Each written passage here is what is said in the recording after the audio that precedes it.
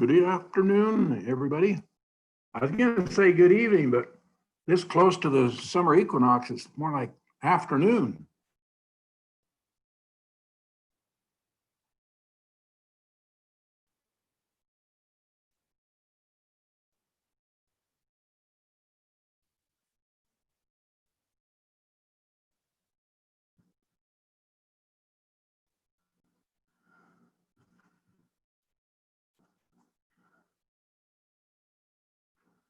How are you, Heidi? I'm good. How are you, Mayor? Good too. Good.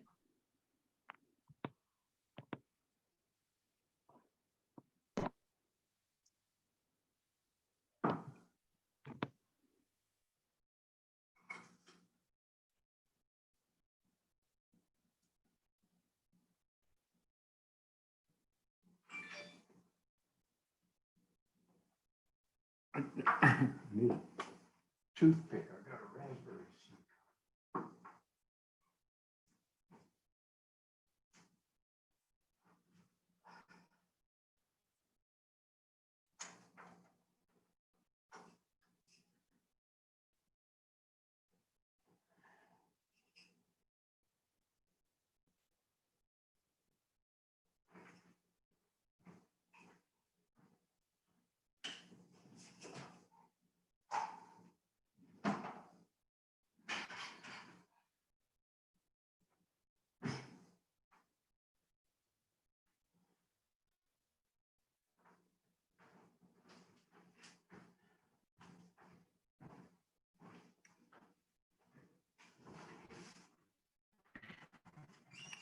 Bryant, how are you?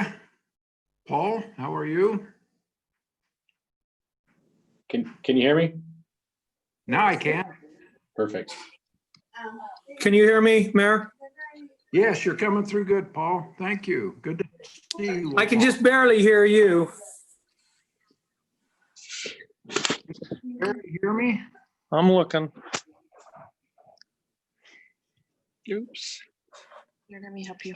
I got it. Don't turn it off.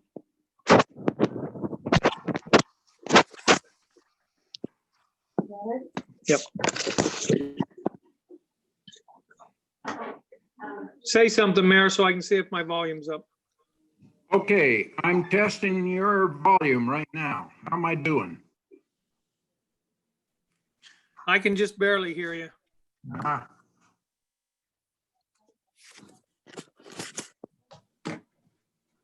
Well, I turned my volume all the way up. Is that any better? Not really. I can hear you just fine. Okay. Yeah, I can hear both of you fine too. Okay. Try it now. How about now? Is it any better now?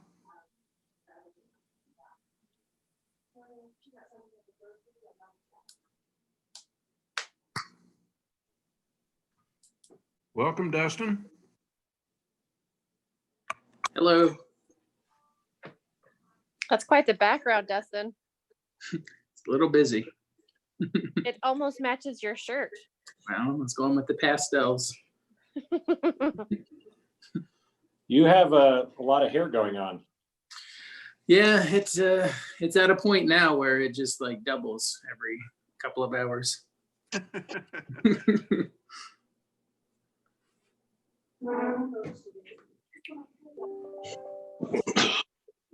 Someday I'll feel comfortable going to get my hair cut. All right. I'm going to get mine cut Saturday.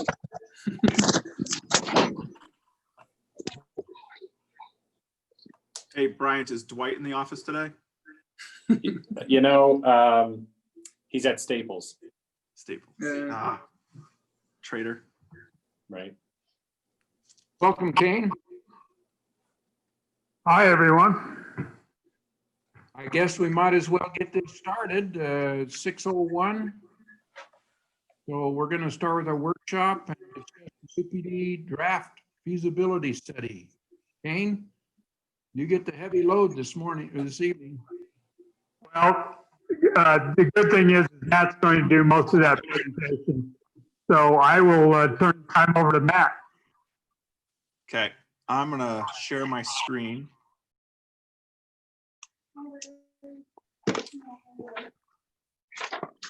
I hope. Does everyone see my PowerPoint? Yes. Okay. About a couple months ago, almost, the request was made that we would pursue a feasibility study to determine if it would make financial sense for Midvale to provide police services on its own. And so in so doing, we have worked on a study. As we had indicated when we first started this process, we were going to have some preliminary findings tonight, and then we were going to have more detailed final report that would be due in early July. And so tonight we're going to go over those preliminary findings on that feasibility study.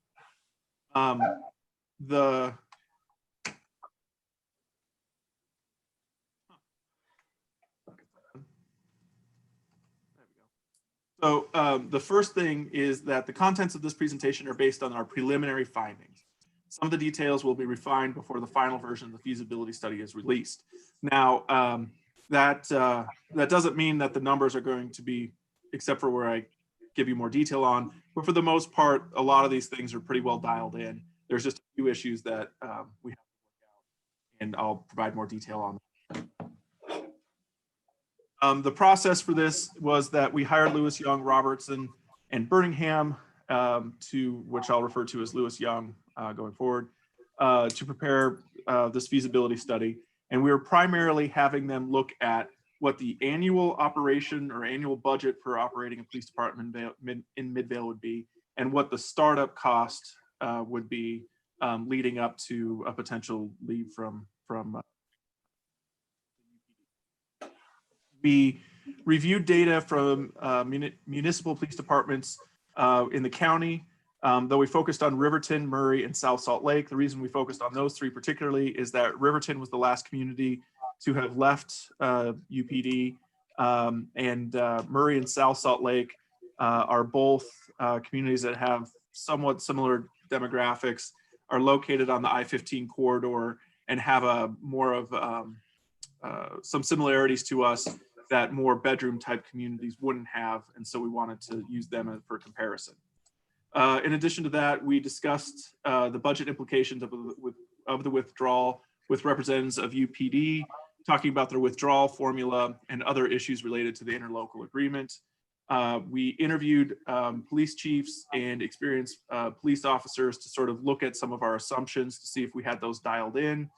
And then we've prepared the preliminary pro forma and preliminary police department comparison report, which is what we'll be talking about this evening. When we were looking at this, there's some considerations that I want you guys to think about, and some of the things that influence our study, but also are just answer some questions. First one is Midvale's provided a police department in the past, and we can provide a police department in the future. You know, we don't even have to do a feasibility study to determine if that's the case. Where the issue really lies is the issue of service level and the cost for that service level. And that's what we look in here is we're trying to say, if we were trying to approximate a similar amount of services within a budget that we think is reasonable, that is similar to UPD, what would that look like and what would that cost be? And that's what we're trying to do here. But the reality is if you wanted to say that you wanted a police department with 10 people or 200 people, we could find ways to try to make that work. So it's, anyway, I just wanted to clarify that. In addition to that, every police department is different. As we've looked at the budgets for these different police departments in the community, some offer more services, some offer less services. Some people have more people doing certain services. Some people have less people. Some people have specialized officers. Some people have generalists. And so in the end, what we put together here is not intended to be an operations plan that when we say 56 officers or what we're going to need or whatever the number ends up being, we're not saying when the new department is formed, there will be exactly 56 officers in it, as much as we're saying the city council, the city manager, and the new police chief will need to work on what that operations plan looks like and work with the budget that we've sort of estimated here in order to get to whatever that police department is going to look like in the end. In looking at a lot of the characteristics of this new police department, we have been conservative in our approach in how we estimate the costs. And so there are several of the police people with a police background that we've spoken with, law enforcement background that we spoke with, have indicated that there are ways that we could probably reduce the costs of our police department, but generally that's going to come at the cost of creating more generalists, increasing the number of calls per officer, and a host of things that we're not sure always the best. And so in a lot of these cases, we've estimated high in order to try to make sure that we don't run into a situation that if we were to go down this road, that we wouldn't have to come back in a year or 2 years and ask for some sort of huge increase in order to address that. So that was one of the other considerations. And then finally, there would be an opportunity for us to look at partnering with other communities as part of putting together a new police department. We did not take those into consideration, although we know they exist. We directed Lewis Young to specifically say, what if we had to provide all of the services on our own, or fund all the services on our own? What would that look like? So that's some of the considerations. Based on some of that then and the conversations that we had, the assumptions that we came up with, looking at what we would imagine would be an approximation of what the operations would look like, would have allowed us to generate both a low cost estimate and a high cost estimate. So as I go through here and talk about some of these things where there's a range, the bottom of that range contributed to our low estimate and the high of it contributed to our high estimate. So starting off, looking at the number of officers, we figure that those officers would range from somewhere between 52 and 56 officers. We believe that additional support in that 52 to 56, that would include chief, lieutenant, sergeants, patrol officers, detectives are what would be included in that 52 to 56. Right now, we would envision that the patrol, in both the low and high version of this, the patrol officers would be basically the same as they are now, with 4 shifts, 5 Midvale officers and 1 sergeant. If we go to the 56, where the big difference is it depends on the number of investigators that we would include, detectives in the investigation unit. Some of the advice that we had received talked about the need for us to have specialty detectives in the areas of violent crime, special victims, auto accident, mental health, etc. And some of the other advice is that you can sort of combine some of those together, and really it's the number of investigators or detectives that get us the difference between 52 and 56. Then we get to the support civilians that would be in the police department. Those would be people responsible for records, evidence, and forensics. So that's 7 to 9. And then there would be some additional civilians that we would need in the city. These are HR, attorney, and a mechanic that would be in public works. And so our assumptions would get us this range of somewhere between 62 and 68.5 staff members. In addition to that, our assumptions in both cases is that every officer would have 1 car and there would be 5 spares.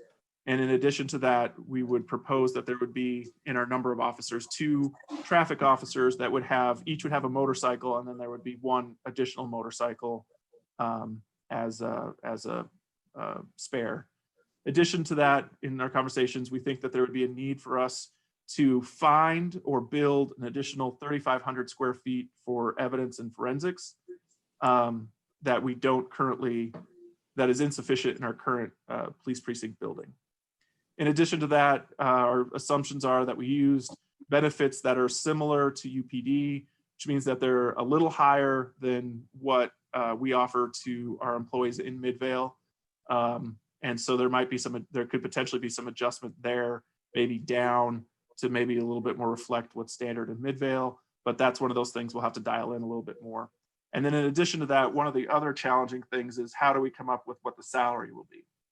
One of the common themes in all of the discussions that we have with everyone is that if we create our own police department, we would need to pay the officers there probably relatively significantly more than what is currently offered in UPD. Part of that is so that we can bring officers to Midvale from UPD or other departments or other states or whatever it would end up being, but that we would have to draw them in, and that a salary would be a big part of what that would take to bring those officers in. So what we did is we used the program that we typically use when we look at the market for salaries for current city employees, and we looked at what the rates would be for officers and detectives, and then we did a sort of a blended median rate related to sort of early, mid, and late career law enforcement professionals, and that got us to what our salary is. So our salary assumption is a little higher than what it currently is for the UPD, but it's not the top of the market. So we're kind of what would be in the middle. So those are the assumptions and some of the thoughts that we had getting into the study. I hope that provides some clarity. So that brings us to our preliminary findings. Basically what the budget estimate is that for the startup cost for the new police department, it would range between 5 million and 7.25 million. Now I have 3 asterisks there because this is where we have the most gray area in figuring this out. The reason for that is one, as we've discussed previously, the withdrawal formula that was approved by the UPD board factors in several different things, some of which we can't determine until much later in this process. For example, the biggest portion, actually, so the exit formula, in broad strokes, what it basically says is you take the assets of UPD and you take the liabilities, you add those together, and if it's net positive, then resources would go to the community that's leaving. If it's net negative, then the city that's leaving would have to pay back into UPD. The biggest portion of the liabilities associated with potential withdrawal has to do with the pension liabilities. And there are a lot of questions associated with that we just can't answer at this point. Those are related to such things as, is it a paper obligation, something that we just add to our books of liability? Is it a actual cash payment?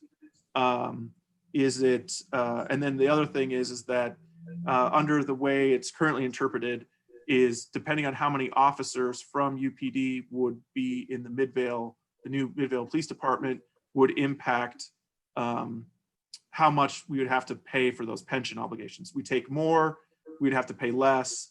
If we take less, we might have to pay more. And so those things we won't know until we know how many officers actually come over to Midvale. And so that makes it very hard to come up with what this number is actually going to be. Now, we have some theories on how we could actually make this number significantly less, and I'll talk about that a little bit later. But really on the high end of things, we're looking at a $5 million to $7.25 million cost to start up. And I'm sorry, that's also in addition to the exit formula. That's the capital outlay for a new facility.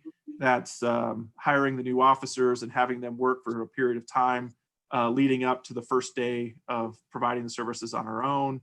It's bringing in some of the civilians, but that's what gets us to that startup cost. So that's before the first day that we're providing our own police services. Then what we do is we go and we put together estimates on what we think the annual cost would be after startup. And from there, again, using those low and higher amounts from our assumptions, get us a range from 8.1 million to 8.85 million dollars. And so as we look at what the most recent budgets have been for Midvale, we could see that on the low end, we have the potential for significant savings, somewhere in the round of $800,000. However, if we get into the higher range of that, we end up being pretty close to just being on par with what UPD is intending to, the fee will be for next year. I have some more slides, but does anyone have any questions up to this point? Or should I keep going? Keep going. Keep going.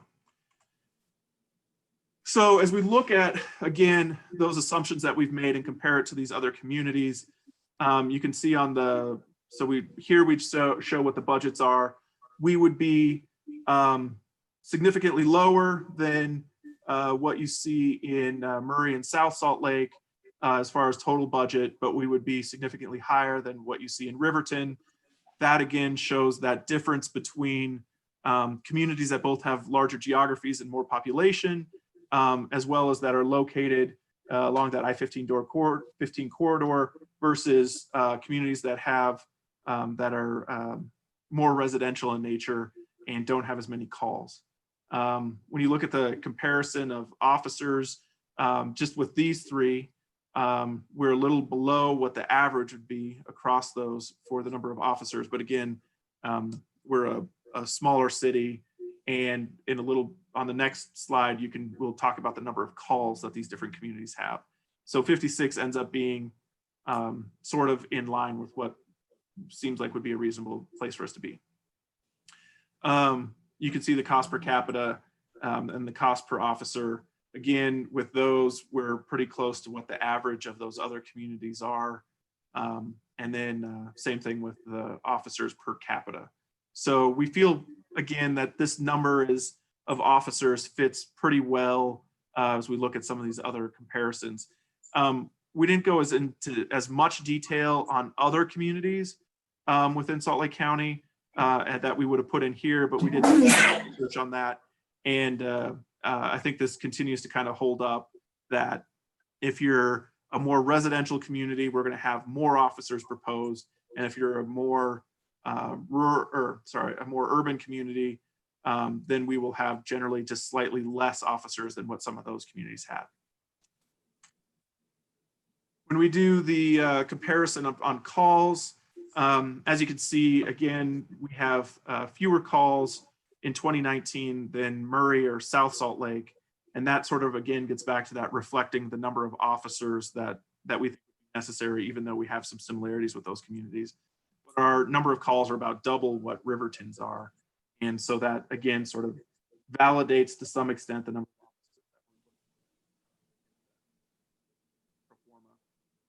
of officers. Anyway, so like I said, as you look at a lot of these averages, we are pretty close to what that average is with what our proposals are. You went mute, Matt. I'm on mute. Just for a brief second. You're in the middle of describing the costs compared to the other cities, Yeah. and you went Think- mute. I'll just go with. Can you hear me? saying that- can you hear me now? I can hear you. We can hear you. Hear you, Matt. Okay. Is that the in Anybody hear general? me? I can hear May- you.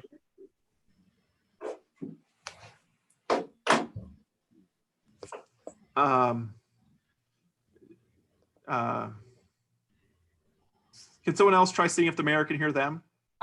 I'm chatting with him right now. Okay. Thank you, Glenn.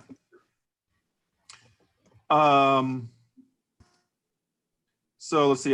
Where I was at was that if you look at our assumptions, they pretty well put us in the average in a lot of these categories. Now, some of this I've mentioned before in here, but just the reason that we're still at the preliminary stage is that there are still some things that we have that are unknowns that we're going to have to do some more work on, or that we're not going to know probably until a decision is actually made. It's like a decision has to be made in order to find it out. But so the first thing is that we have to do some additional research on is the startup cost financing. If you were to remember what our low end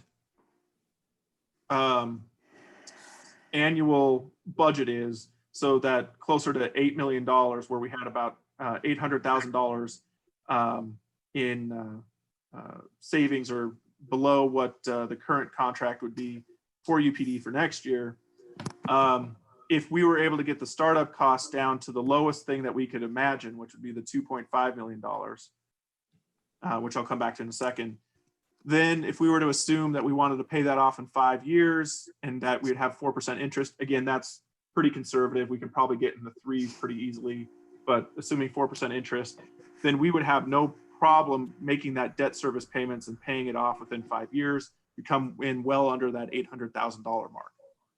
On the other hand, if the absolute worst case scenario were to happen, and we had to come up with the $7.2 million, then the annual debt service would far exceed what our savings would be from forming our own police department. Again, the high end is very unlikely to occur.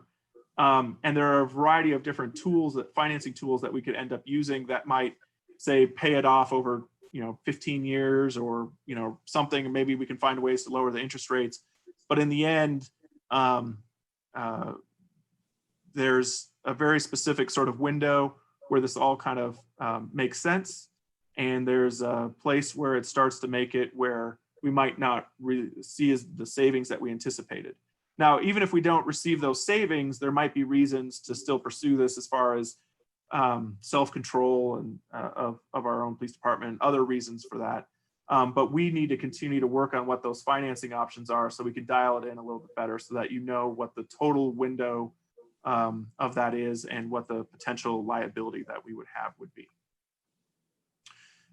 As I mentioned before, we talked about the UPD withdrawal formula earlier, but really what we're calculating is that range is probably somewhere between $2.2 and $3.3 million. We won't know, and I'm repeating here, but it's a little bit of what we negotiate with UPD. It's a little bit having to do with how many officers come over. It's a little bit having to do with what the current numbers are from the retirement system, determining what the total liability would be. And those are some factors that the reality is that that's one of those we're not going to know until we get to that point, and we'll have to make a decision before that. And that's one of the things that complicates the whole issue. And then the final thing, it's similar to the withdrawal formula, is asset distribution. There's further discussion required, and it might fit into that same category of not knowing what it is until we start going down that road. But as far as physical assets, vehicles and the like that we would be able to get from UPD as part of this process. So what we see as the next steps going forward is that we will continue to work on looking at what the financing options are so we can provide a further update on that. We're going to continue refining some of the details within the pro forma. Some of these will tweak, but they're not going to have huge differences. That's salaries, benefits, looking at the leasing of vehicles. There will be some tweaks that we might be able to make here and there, but we're not talking about seismic tweaks, unlike that exit formula issue. So with that, I think I'd be happy to answer any questions that you would have. And then if there's anything that you would like us to look at, consider, or anything before we would come to you with the final version of the feasibility study, I'd be happy to talk about that now too.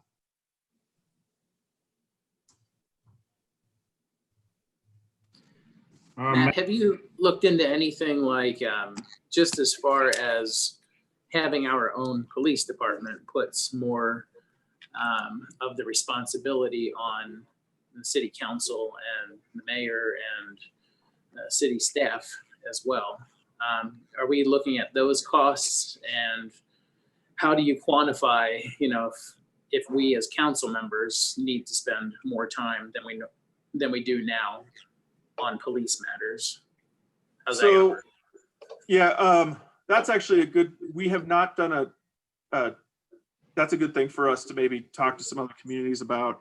We haven't done a ton of research on that. And so what if we added the 68.5 new staff members to Midvale?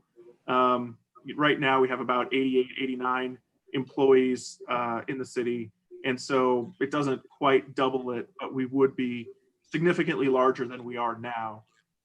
That's why we look at having a new HR person added. There will be some additional HR issues coming down the pipe.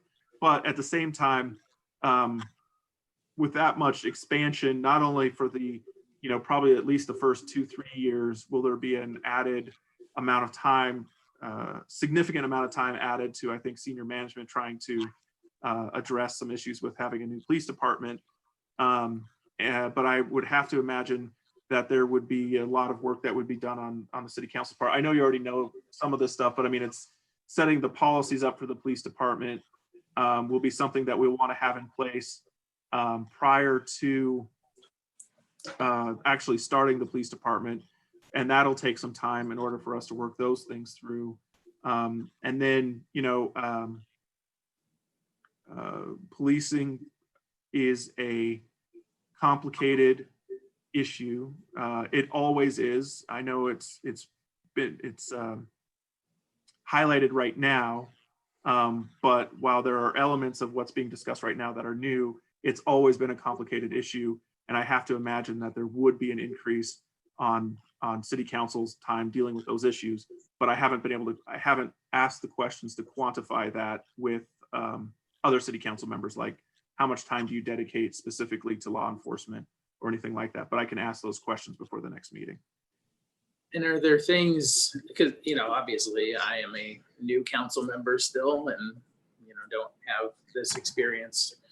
Are there things that get put on to meeting agendas, like to discuss this policy in the police department and that policy, and, just stuff like that would be helpful to know what we're getting into as council members as well.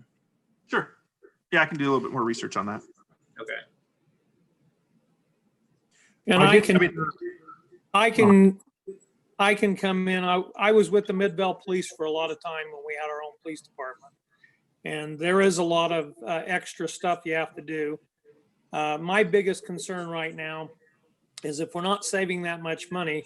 I mean, I know that we need to get some different things going with UPD, but I guess one of my biggest concerns was the liability we'll have as Midvale themselves, whereas if we're with UPD, it spreads the liability if we have a problem throughout all of the communities that are with UPD.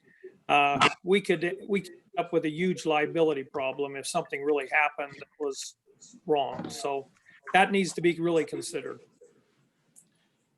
Thank you. I guess, Matt, if you can ask that question with neighboring cities, since again, almost all of our Utah cities are not on UPD. I mean, we could probably get some sort of examples or anything on this hypothetical liability. You could work on that too, Matt. Yep. We've also talked with the trust. Our liability coverage would obviously go up considerably for our policy. But the other thing that goes up with the police department is workman's comp. The workman's comp claims for police department are very high just because of the nature of their work. Much higher than you could even imagine over public works. So, and the other issues that we found with police were HR issues with terminations and those things. It seemed like every time we had a problem with the police officer, we ended up in court with them. So those are some of the things that go along with running your own police department. But it definitely is more liability for us as a city, and probably more work for both management and the elected officials. Okay. Yeah, if we could just have that sort of factored in when we talk about it next, that would be great. So we can know, how that works out. Okay. I didn't hear code enforcement listed in there. Is that something that Louis Young considered also? That position is still included in the police department in our proposal. It's in both the low and high end estimate.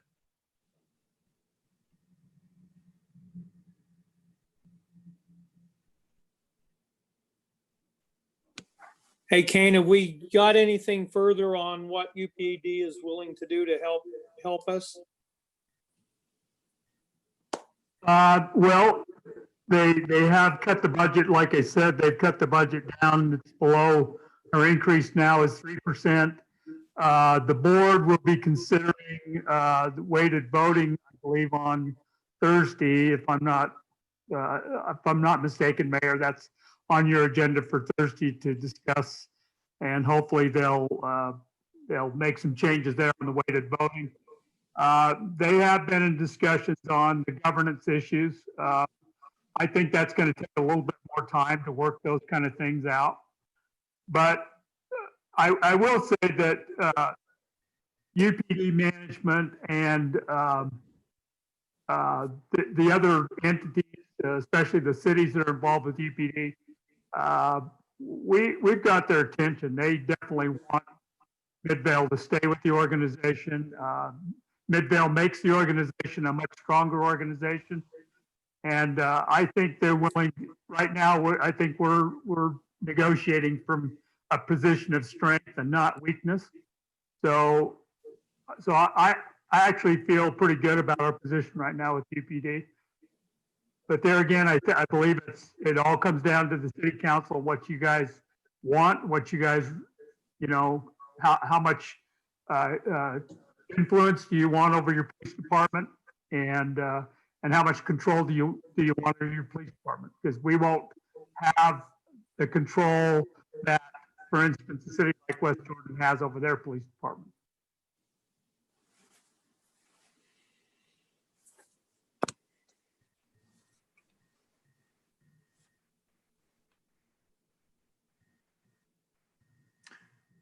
Any other questions?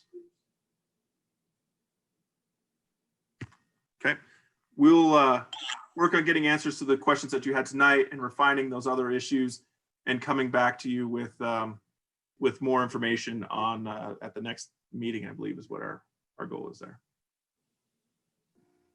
I don't know why I said I believe. I meant that's when we'll bring it back. A little more certain there, Matt.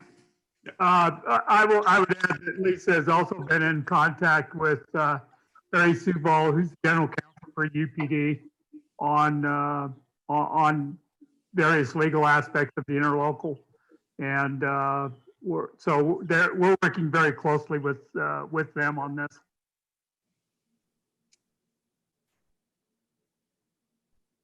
Anything else for Kane or Matt? We'll just wait for your next wave of information. Thanks, Matt. Thanks, Kane. Okay, now we're going to talk about the City Park Improvement Project.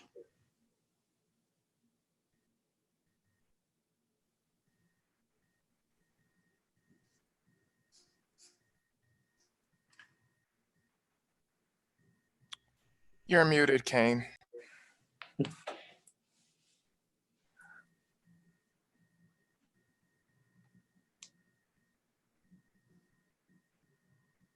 Everybody see my screen now? Yes.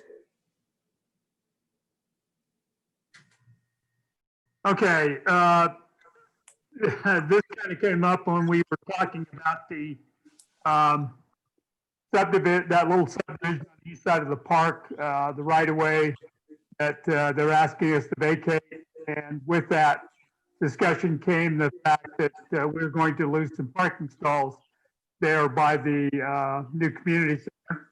So there was some questions asked by some of the council members, and frankly, it didn't dawn on me until after that some of the council hasn't even heard a lot of this discussion because it happened quite a while ago on the city park improvement project. So I thought it would be a good idea to go over it again with you all so that you understand it and you can ask questions and kind of know where we're at with this project.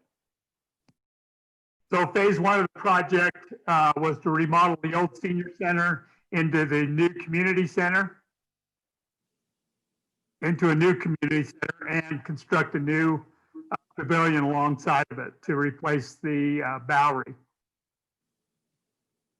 This is the layout. This is the site plan for the community center and the new pavilion. The pavilion, we wanted the pavilion to be as big or bigger than the existing Bowery, so that we could hold the same kind of functions there, and then have continuity between that and the community center to maybe use some of the kitchen facilities. And we also wanted it in a close proximity to the amphitheater, which I think we got a pretty good siting there for the pavilion and the community center.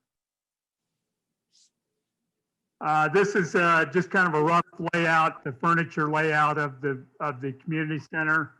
Wished I could make that, I guess I can make that bigger. Maybe not. Yeah, there it goes. So we pretty much left the auditorium as is.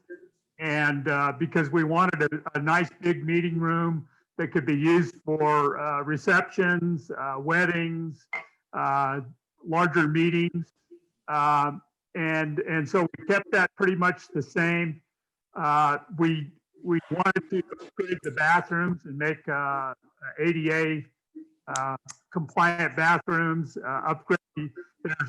There's a office two offices on the front of the building. We wanted to upgrade those. Really, when this is done, I think this is going to be a very nice facility. We've got a couple of rooms here on the west side of the building that are changing rooms. So if there's a wedding, they would have a couple of rooms that they could use to change clothes and things like that. And then, of course, on the front, we've got a food prep area that, again, could be used in conjunction with the pavilion. And then the back end of this building, this area right here is now going to be the new Midvale Museum. And then behind the museum, we've actually built on a storage facility on the back of the building so that they could store their materials that they're not on display there. This is going to be a larger area for them to use for the museum. They also felt like because of the proximity of this and having it in the park and being closer to the schools, that they'd get a lot more use out of the museum, a lot more groups wanting to come through and tour it. And then the auditorium could also be used to do demonstrations and displays and as speakers come in and talk about historical things. So that was the whole premise behind the community center. I think it's going to be a great addition for the city, for our facilities, and give us a lot more options.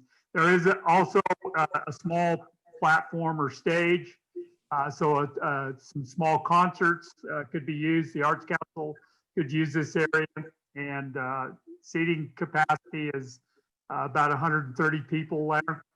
So this is pretty exciting. I think we anticipate this will be completed along with the pavilion by the first part of August. Kane, can you hear me? Any question? Yeah, go ahead. Those chairs, are those fixed or will they be removable? Removable. Okay, good. Stack chair. We'll also have tables in there so that they can set up. More than likely, we'll have round tables that they can set up for receptions and things like that. So people can book it if they want. Is that correct? Yes. Yep. And are we going to give preference or cheaper rates or whatever to Midvale citizens? Yes, absolutely. Okay, Yep. great.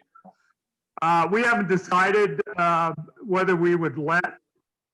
I'm not sure that right now we're pretty much making it for Midvale residents only, but I guess there would be an opportunity for some outside groups to use it.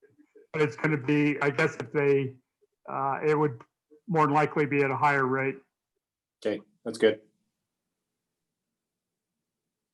Another layout of the building. If I can blow this one up for you. Just gives you a little bit more detail as to what we're going to have in there. Again, I think this building is going to be a great addition to our facilities. And the bathrooms are going to be much better than the old ones that they had in there.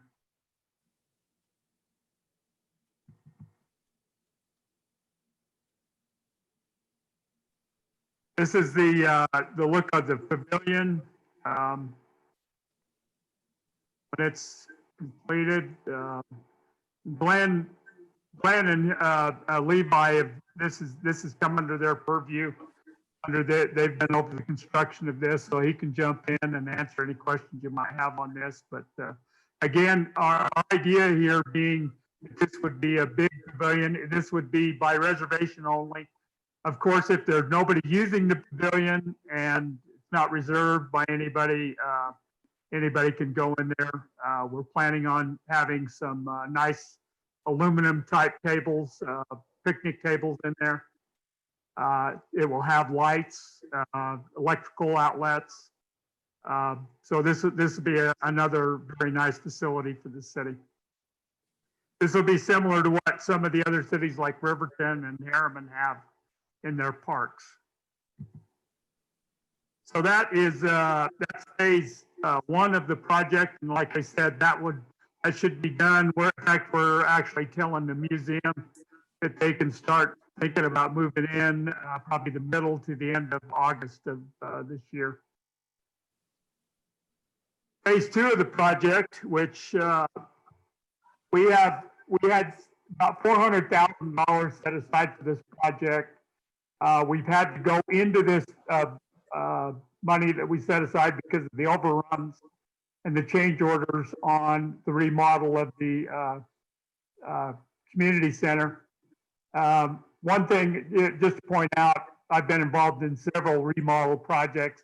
Anytime you do a remodel project, you always run into things that you don't know about, and that happened to us on the remodel of the community center. And so we've had a little bit of overruns there, so we've had to pull some money out of that $400,000 of phase two to cover those costs. But phase two is a demolition of the existing Bowery and restroom facilities.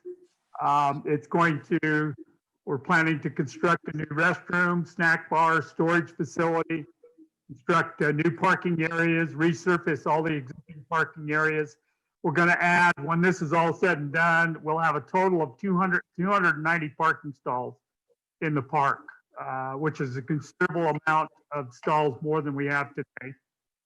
And then on top of that, we're going to expand the cemetery to get about 700 new grave sites for the cemetery. This is our layout, just kind of point out. So what we're doing is right now, this is the entrance and part of the asphalt coming into the cemetery off of 6th Avenue, 7500 South. The plan is that we would expand the cemetery over into that asphalt, and we'd still keep the parking on the east side of the asphalt there, and that would stay in place. But we'd pick up 700 new grave sites, and we're about out of grave sites at our cemetery. So we thought it would be nice to at least get as many as we could on this site for the residents, because we still have people wanting to bury their loved ones there, and so we wanted to expand it as much as we could. Right now, in this area right here, there's a restroom that's been constructed there. It's been there since the 1980s. That restroom would be torn down so that we could shift this parking lot to the east. And then the plan would be, to build a new restroom over here, close to the splash pad. We're not sure whether this restroom would come down. This is an old restroom. This is the oldest restroom in the park. But this restroom more than likely would come down. We'd build one big restroom here that would have capability of, several people at a time, both men and women in their restroom areas. And then along with that, there would be on the backside of it would be a snack bar. It would be just a shell of a snack bar, and then anyone league or from the football league could come in and use their equipment and sell whatever they needed out of the back end of that. Sorry. And then along with that would be a storage area for Public Works for some of their equipment, and a storage area that we would make available to the Ute Conference Football League that uses the fields here in the park. Now, some of you may ask, well, why are you doing that? Back years ago, we had a storage facility and a snack bar over in the middle school athletic field, and we provided storage area and snack bar for them. We actually had it fully equipped, and we owned all the equipment. We don't plan on doing that this time, but we feel like we would like to give them that facility back along with the storage, so they could get rid of their portable storage container out of the park. The other big thing is right now there's a Bowery that sits right in here. That Bowery would be torn down. This would all be new parking lot, and we would connect this parking lot all the way through. So you would be able to drive through all the way from 7500 over to 2nd Avenue and Chapel Street. So this would all be open area. And like I said, that's about 290 parking stalls. And then I think with, I can't remember the number. It's about 500, over 500 stalls we'll have when you add the parking stalls that we have on the school property, right to the south of that. So that's phase 2 of the project. The plan was going to be that we would build on that 400,000. We're going to, I'm sorry, but so part of that money that we're pulling out for the remodel of the community center out of this 400,000 is going to go to resurface. We're going to resurface this parking lot, rebuild it, and make this a new parking lot along with the community center. So that will be a brand new parking lot when the community center is ready, well, close to when it's ready to open. So the plan is we would build on that $400,000, and how we were going to do that as we were hoping to sell the fire station property, Fire Station 125 on Holden Street, that we still own that property, we didn't turn that over to UFA. So when they vacate that and build the new station, that property will be available for us to sell. We think it's valued at around $500,000, and we planned on taking that $500,000, adding it to what we had built here, so we'd have almost $1 million to do this project, or phase 2 of the park project. Any questions? Kane, I have a couple for you. The youth football league reached out to me, someone that works on it, one of the coaches. And I guess Andrea's kind of put some pressure on them about the current storage. Are we making them move, or can they keep their storage there now for the time being? We were going to move it because we were going to move it over into the area where the old Bowery is. Oh, so there's a spot there for them to move it to, though. Yeah, we were going to provide a spot for them. Yeah. Okay, because there was just sort of this. I don't know if it was just translated wrong or whatever, but they were sort of under the impression they just had to get out. They had to get out. No, we were just going to have, right. I think that's right, Glenn. We were just going to provide them a new spot to move that to and kind of get it out of our road. Correct. Okay. Can you hear me? Yeah. Okay. Yeah. Apparently there's some issues with code, and it's taking up some parking stalls. So we're just going to have them move it to a different location in the park. But not like away from the park. They'll have access to it. Correct. Okay. I mean, either way, I just didn't know what to say when they asked me. I don't know about that. And Thank you, Glenn. My other question, generally the parking, extending the parking to this size is interesting to me because I go to the park quite frequently, and besides like 3 times a year, there's never more than 5 or 6 cars in that parking lot. So it seems like quite a big addition, taking away some green space for not really a lot of use. But I know people complain about it during harvest days, so I get why, but I also just never see the parking filled. Even when we do shows and free concerts, it doesn't fill up. Yeah, I think the problem more than anything is that it's so hard to get in and out of because we have basically the one way in, one way out. So more than likely, this is going to be very restrictive here when we build this. This will be very narrow. Okay. And I'm not sure that we can get to, this may be one way in and one way out there. I'm not sure how that will work, but.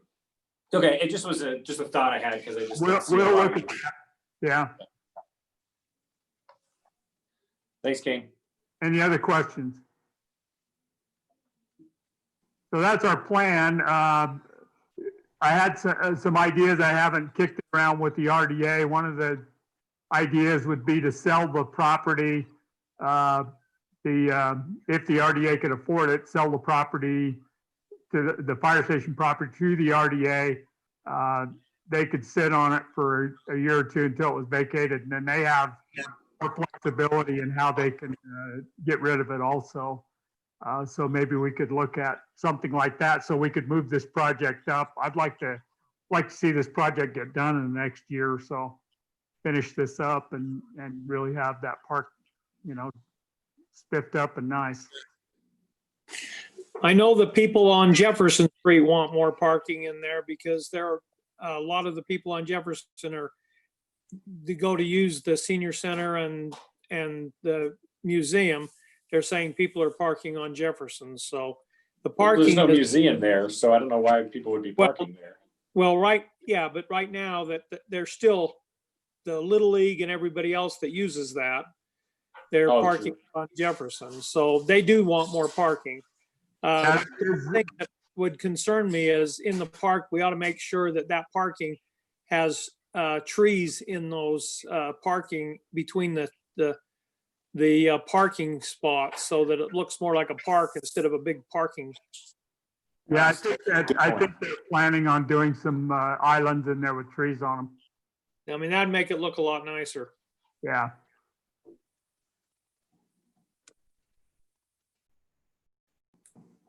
That's a good point. Okay, that's all I have. Thank you, Kane. That. We've got about 5 minutes.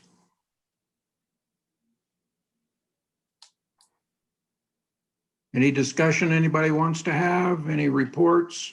Well, we got a few minutes.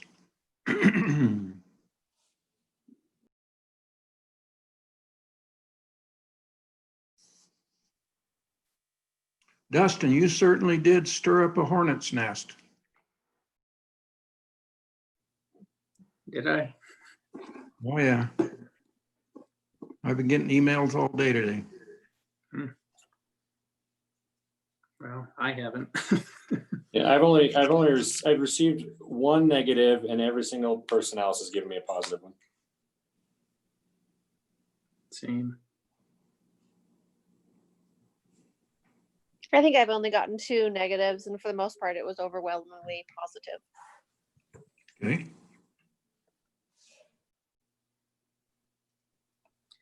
Well, I guess hornets are good for the environment, so stirring up hornets aren't necessarily a bad thing. I'd like to see you rewrite it smaller, less lengthy. There's some duplication in it. I'd like to see a version 2 eventually. It's redundant. There's two paragraphs in there that repeat what previous paragraphs have said.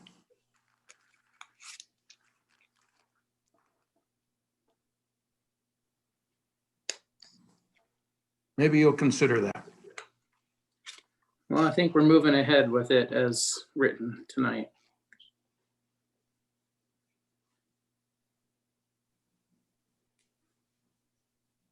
Spoke to Councilmember Sperry earlier today, and he was the only one who had any suggested edits, so we made those edits and we are ready to proceed. You've made some edits to it, you say? Yep. Have you forwarded those, your latest? Yeah, I believe Rory did earlier today. Those changes were made, Mayor, and I think they were sent out to the council. Okay.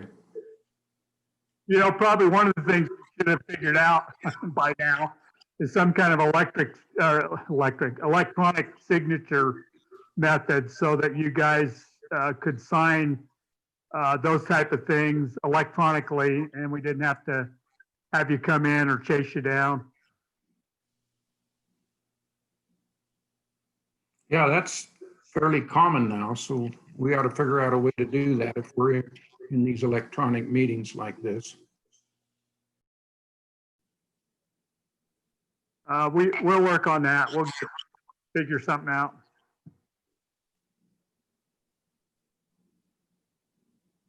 Chief, you got your flag close by?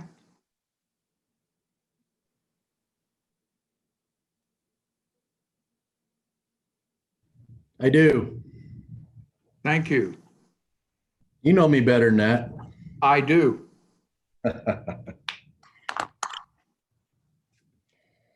You always have to look around though and see if everybody's ready.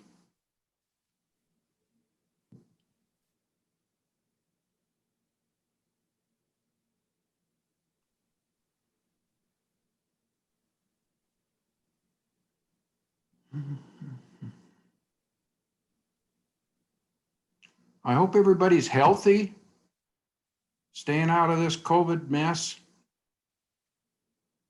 We've had quite an upswing since Memorial Day in positives and hospitalizations. So far, knock on wood, no deaths.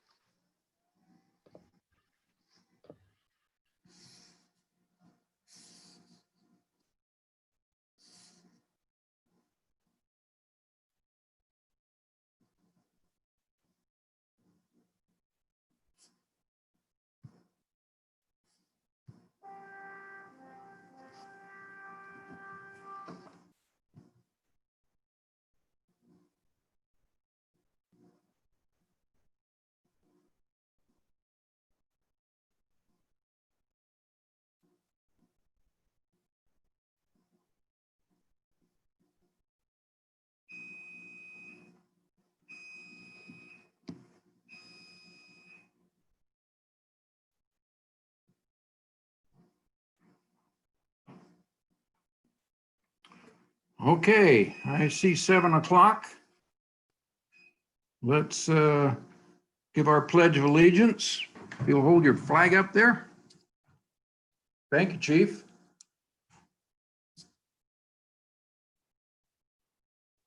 I pledge allegiance to the flag of the United States of America and to the republic for which it stands, one nation, under God, indivisible, with liberty and justice for all. Thank you.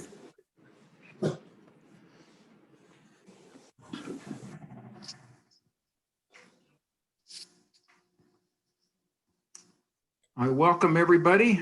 I'm not sure we have anyone else in the audience. Laura, or Matt Pierce. Have we got any coming in from outside, you know? The only public comment I had was from Candy Tippett regarding the workshop presentation you just gave about the park, the Midvale Park. And it says parking needs to be increased for soccer and football especially. So I wanted to make sure she was heard. Okay, Have any other comments, Mayor?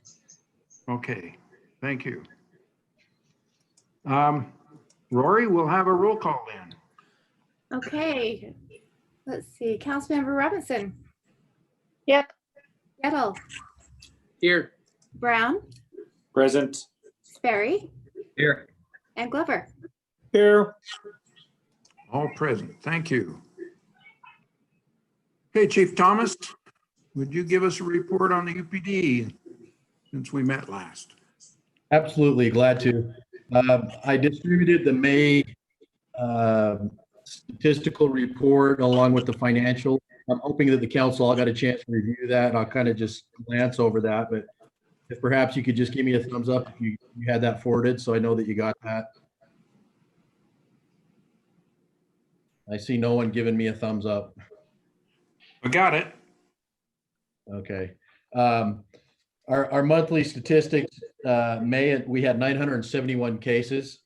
And normally we're right at about 1,000. So we're trending exactly where we have the two previous years. 2017, we were almost 1,200 cases. So once again, we see that 1,200 or that 2017 trend that we're about to lose.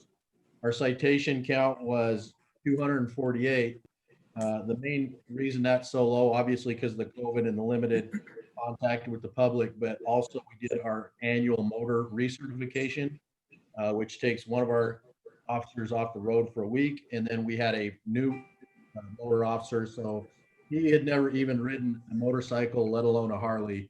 And he did 2 full weeks and his back was sore from picking that bike up off the ground, the certification. And so in essence, it took both of our patrol, our traffic guys off the road for a significant amount of time. Just like to highlight also financially where we're at. Precinct wise, my budget is trending for salary and compensation at 87.5%.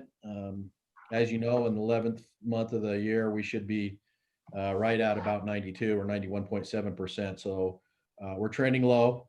My operating expense is 74.4.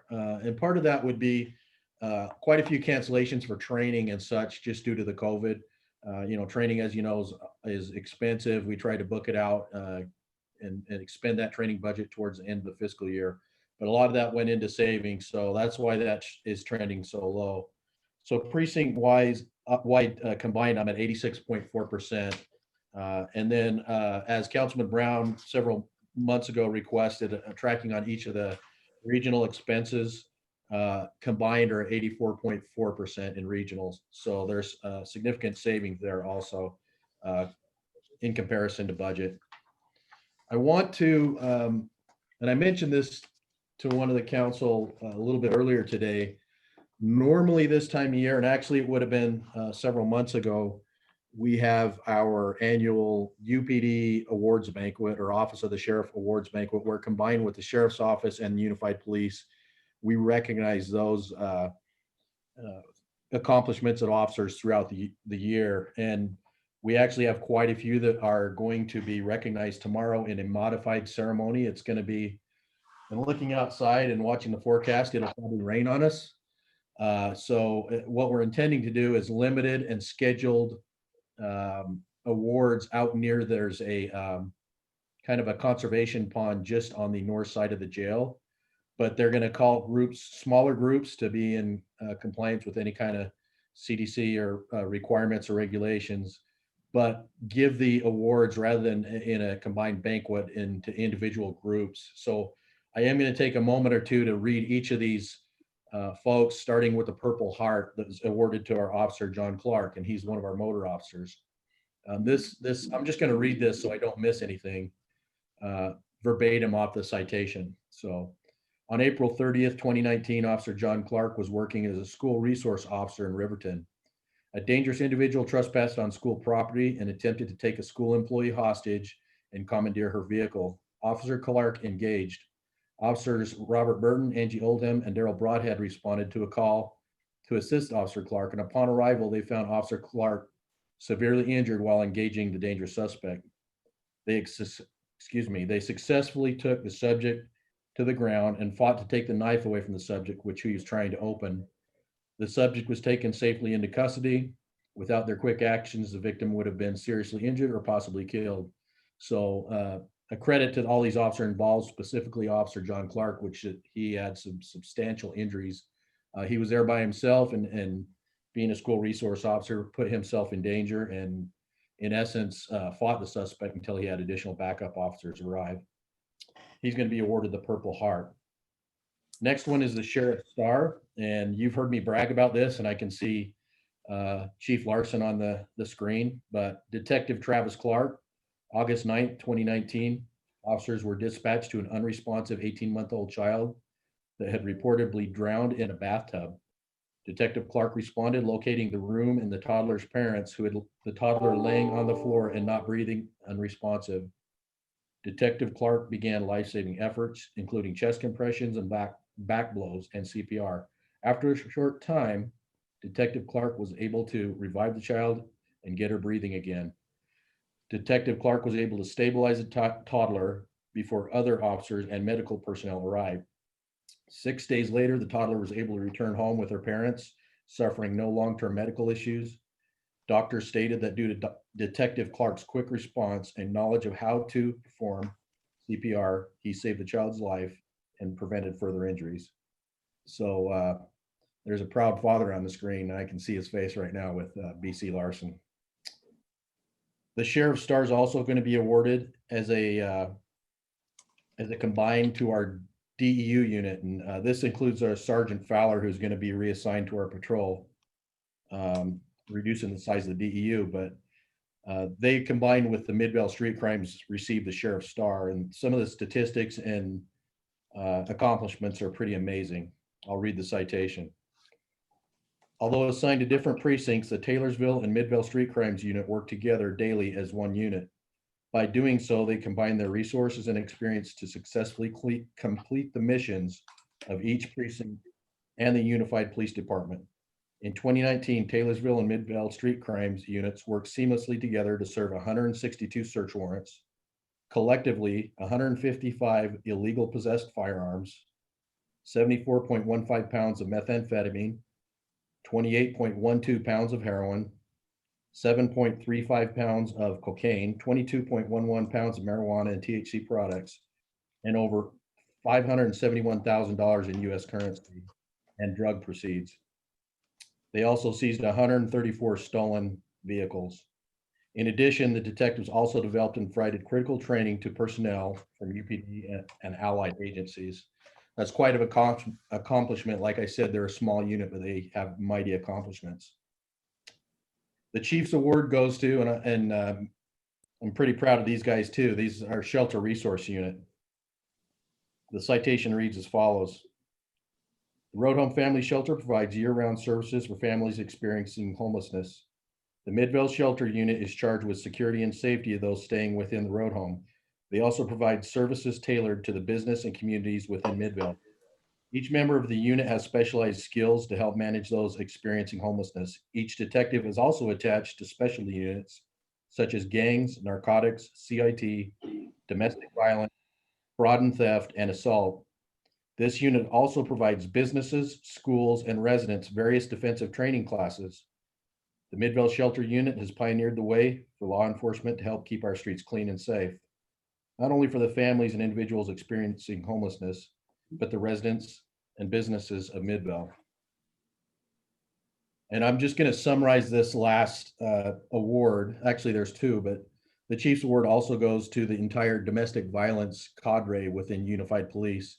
As you know, they were one of the regional services and were expanded out to the precincts. The reason being that's not a service we're willing to let go. As you know, domestic violence is one of the most dangerous and creates the most liability on victims, including the kids. But in 2019, they completely reworked and revamped the entire system and how they worked along with their victim advocates. They taught this new program to over 376 sworn members within UPD and accomplished this all in a space of about 6 months. And these detectives and advocates should be are commended for their fine work in that. The unit of the year, this was interesting because as you may know or may not know, our SWAT team served over 70 warrants in 2019. And that included, or I should say, they served over 70 warrants to include any kind of call outs similar to the murder suicide we had a while back here in Midvale. So that would be considered a call out versus a warrant. But that's a 45-man team with our tactical paramedics on board, and they all serve that as a secondary assignment. There is a sergeant and a newly allocated full-time assistant to that sergeant. But other than that, of those 45 men and women that serve on the SWAT team, all of them serve that as a secondary employment on top of, or a secondary assignment on top of what they do regularly. And that tempo and that op tempo of 70, that's a incredible task to do, and they didn't miss a beat. So I commend them for that. I'll be down helping hand out some of those awards tomorrow. Like I said, I kind of, in the past, I know Kane and the mayor have had an opportunity to attend the banquet, and it's a little more quaint and together, and you get to hear good stories and enjoy a meal. But this will be different. Like everything else, we're gonna, serve these people their awards with honor, and obviously stay within the guidelines of the COVID restrictions. Just like to mention that Councilman Brown had an issue over the weekend regarding some property that he found and we addressed. Hopefully, Councilman Brown, we took care of that in short order for you. I'm not sure if I responded right back to you because I saw that Kane had responded also. But I chipped that out to the sergeant, and he went out and collected that item for you. So, Chief? Yes. I've seen actually weirdly in the last month, like 3 or 4 of those. Normally I just like pick them up with like a paper towel or something and find like a garbage can. But then I'm like, if the police don't know about it, does that do any good? So what should I be doing in that scenario? Well, one thing you want to avoid is just tossing them. First of all, I would never leave. And just for the council, this was a capped needle, and more than likely drug paraphernalia. Obviously, people use this for legitimate purposes also, but you don't want to leave those sitting around where a child or even someone that didn't see it could kick it or possibly have an interaction with it. But if you have any kind of hard plastic container, like a small Coke bottle, Sprite bottle, anything like that, we'd be glad to come pick it up. You really want to treat that as a what we call sharps, and perhaps Chief Larson can chip in if he wishes. But we're glad to come pick those up or arrange to pick those up. But we want to dispose of those correctly. If you throw those in the trash, there's obviously those at the dump or that handle the trash, where and even like you said, in a sack that could obviously pierce there, or someone could reach in and possibly have contamination. So it's good to let us know. There's not going to be an investigation. It's also when we see those in areas, it very well could be. And honestly, my experience is you're seeing where drug paraphernalia may be present, and that's what we like to know. Okay, does that make sense? Yeah, I just didn't know what to do with it, and so I've been throwing too many. At first I was like, I'll just help, and then I'm like, now that I'm at like 5, I probably should say something. Yeah, it's good for us to know. It's and really it kind of see, we can see if it's a trend, and our officers have the experience to determine whether likely it's paraphernalia versus a legitimate purpose. So does that answer your question? Yes, Councilman? thank you. And then get back to Councilman Sperry. He came with some it sounds like they're a little bit of a speeding issue in the area of 78 South, 10th East.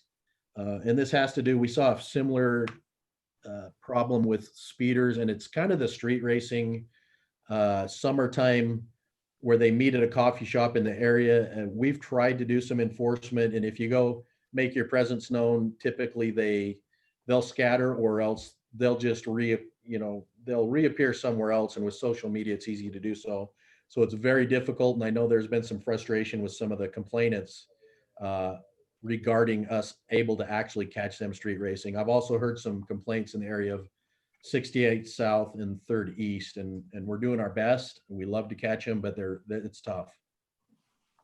Oh, go ahead.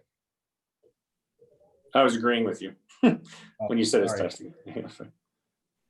I want to recognize last night, we had an officer hurt while we had a non-compliant subject. It was intoxicated. Our officer's going to be okay. We took him to the hospital, but in this use of force, it was pretty violent. Our officer has knee, knee, foot, as well as a wrist injury. But luckily everything's come back negative, so probably just bruised and sore, but we're glad he's doing okay. We've had an incredible amount of, I know with the bad press and things going on, not only across the world, but here locally, the outpouring of support for Unified Police, I've never seen it like this. On a daily basis, we get cards dropped off. Yesterday, we had a lady come in with tons of cookies and was in tears thanking us for our service. So we appreciate it. We need it. It's huge. It helps the morale of our officers. And it seems like right now, everything you hear is negative, but the positive is out there too. I want to specifically acknowledge, I saw something on the resident page. I believe the Journal was looking for some feedback, either pro or con, and the outpouring of support for Unified Police was incredible. It's actually surprising to me, and I shared it with my officers. So it's touching to get that kind of information. On a little bit more of a more global message for Unified Police, as of yesterday, actually no, I believe it was yesterday. The sheriff updated our webpage, and I shared this link with Laura Magnus specifically. She and I had both been waiting on this and probably a little bit frustrated for it to come out, wanting it to come out earlier, but it addresses specifically a lot of the questions that you may be hearing regarding body camera, training, organization of Unified Police, our any kind of reform we've done as far as use of force, which we have completely reviewed our use of force and specifically addressed some of the issues that the community is looking for. And that is available for view on our Unified Police webpage. I think I've touched on all the points I wanted to touch on. Are there any questions from council? Could we get that link emailed to us either by you or Laura? Yeah, I will do it while we're sitting here. Thank you, appreciate it. And thanks for the numbers on the body cams. I was genuinely shocked as to how much it costs. Yeah, it's what's a little bit, what it really doesn't show on the body cam, that's in essence the expense of the body cam, but the real unknown is when someone does a grandma request, so you've got to provide the video after you've done the redaction process. And it can one incident could have several, and it's very time consuming on the back end. So you've got the retention, the backbone that supports all that, and the at what time do you actually get rid of that and keep that clear? So yeah. It's one of those that the cost of the camera is nothing in comparison to the amount of operation and technology. But even still, the cost of the camera itself plus storage was, I mean, like what, $1,800 or so? Yeah, the cameras are not that expensive, and just the annual licensing, I want to say, is $948 a year per camera. So that's just the license to have it. And I've seen the demands out there that every one of us should have it. We keep them on our patrol officers. They have the more high frequent interaction with the public. Obviously, a detective sitting at his desk probably doesn't need the body cam, but ideally, if they were to be in the field, you'd want that. Does Officer Wayne, does he have one? Because I feel like that's a job where you might. I don't think he does. No, he doesn't. No. Who said that? That was Matt. Oh, he doesn't. Okay. Okay. Just wondered, because I know there was that incident in West Valley City with the code enforcement officer. Yes. Yeah, thanks for those numbers. I meant to email you back and say thank you for that. No problem. And as usual, if you need anything, you got my number, and I try to be as responsive as possible. Any more Chief? questions? Yeah, Chief, I've had a lot of people call me and tell me that they really appreciate the police and that they don't want any cuts to our police department. So, and there's been numerous people calling me saying that they support the police. So, good job. Thank you. I'm very proud of the people I serve with, and the support is well needed. It's, it seems like we're no matter what we do, it's if you get on social media, everything we do bad is captured, and that's to be expected. And we are accountable for our actions, and that's the mentality of UPD as well as our other agencies. So we're definitely transparent in that fact. Thank you, though. Thank you, Council. Well, thank you, Mayor. It's always good to be with you. Council members, Kane, it's always good to be with you here. I do kind of miss being in City Hall and just having that different interaction. But I am grateful to be able to do this, at least anyway. Just a couple of things that Chief Thomas mentioned. He talked about sharps.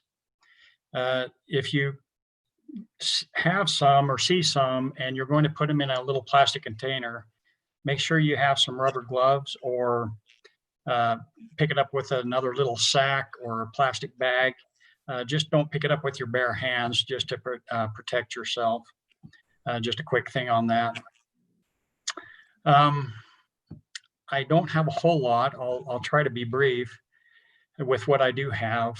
Just a quick update on COVID. As I reported in our last council meeting, we had 7 more staff members test positive for COVID, which was a total of 8 since November. I'm sorry, March. I'm going way back. So that would be a total of 8. And due to the nature of potential large-scale exposure as a result of this last group testing positive, we made some immediate adjustments to our operations to immediately head this off. We want to make sure that we have staffing to cover the needs of our citizens and respond when we need to, and be there and provide every service we need. So one of the things we did was we stopped multi-company drills out at the drill tower to limit that contact. And that it's been 2 weeks. And so they're going to start that back up again. But they're going to maintain social distancing as much as possible, wear masks, and try to protect each other, because it's really important that we maintain our staffing. As a matter of fact, we started the mandatory staffing policy last Friday to make sure we maintain those staffing levels to serve our citizens. Just to give you some perspective of the 7 positives we had, we were tracking 127 employees from that exposure episode. And to only have 7 come back from that was, I thought, pretty phenomenal. Given this whole pandemic and everything else that's been going on, I've got a saying behind me here on my wall. I grew up in the country, and I kind of like country farmer cowboy sayings. This one says, courage is being scared, but saddling up anyway. And that's what our firefighters do every day when they leave their families. That's what our police officers, Randy's group, that's what they do every day when they walk out of the home with their families. And I think it's a tribute to them and their commitment to the community. I just kind of wanted to mention that. I'm going to harp on fireworks again. I would encourage all our citizens to look at our interactive map on our website. Really doesn't affect Midvale too much. Nothing's really changed. It's mostly down at the river bottoms where fireworks are restricted, or in that area. But if we have any of our citizens that are traveling anywhere else in the county, visiting friends or family, the interactive map is available for them to look at. I had a meeting today with our information outreach, and Chief Peterson was there. We had some of our legislative liaisons there.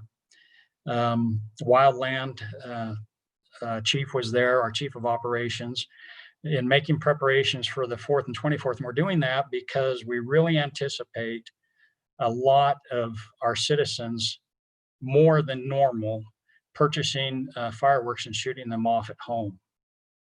And so the purpose of this meeting was to figure out how to get the word out in enough venues to reach everybody, because our goal is we want to keep everybody safe. I mean, I don't like fireworks just because of what I see, but we know that it's an important part of the culture, and people want to celebrate, and we encourage that, but we want everybody to do it safely.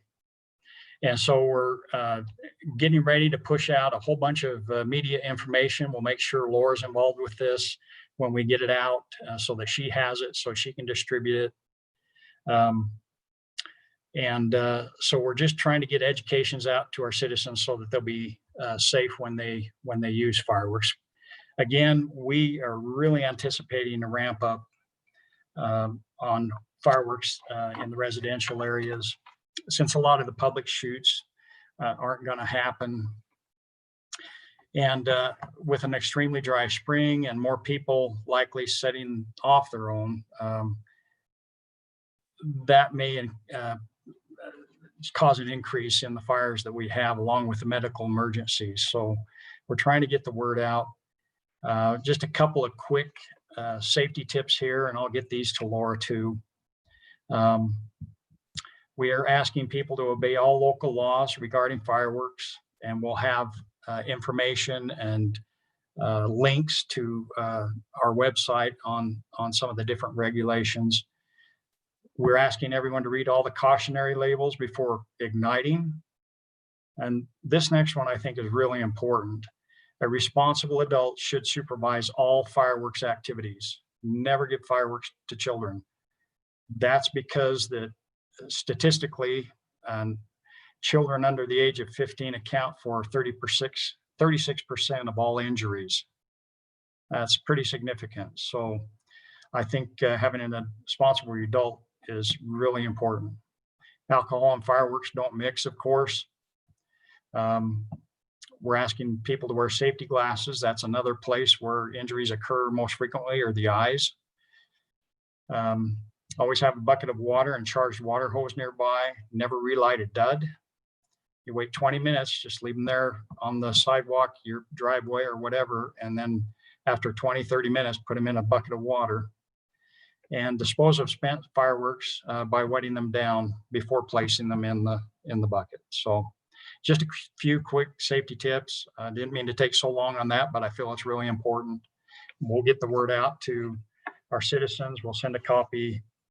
And as soon as I get anything, I'll push it out to Laura, as we're working on some of those things. So anyway, that's all I really had tonight.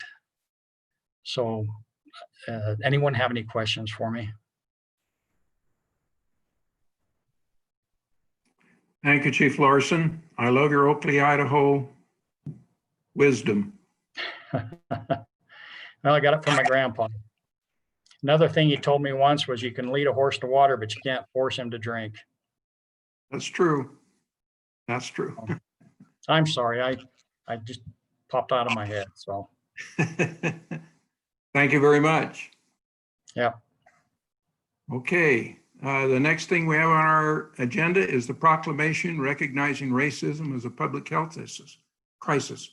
Dustin, do you want to read that? You have to take yourself. Sorry, got it. Councilmember Brown and I are going to split this up since it's a little long, and just didn't want to read all of it to bore you guys to death, but we'll switch it up here. So Midvale City proclamation recognizing racism as a public health crisis. Whereas racism is rooted in the foundation of America, beginning with chattel slavery in 1619, most of the Black experience in America has been endured under slavery and Jim Crow, which allowed preferential opportunities for white Americans while subjecting people of color to hardships, disadvantages, and violence in every area of life, and creating a legacy of inherited trauma across generations.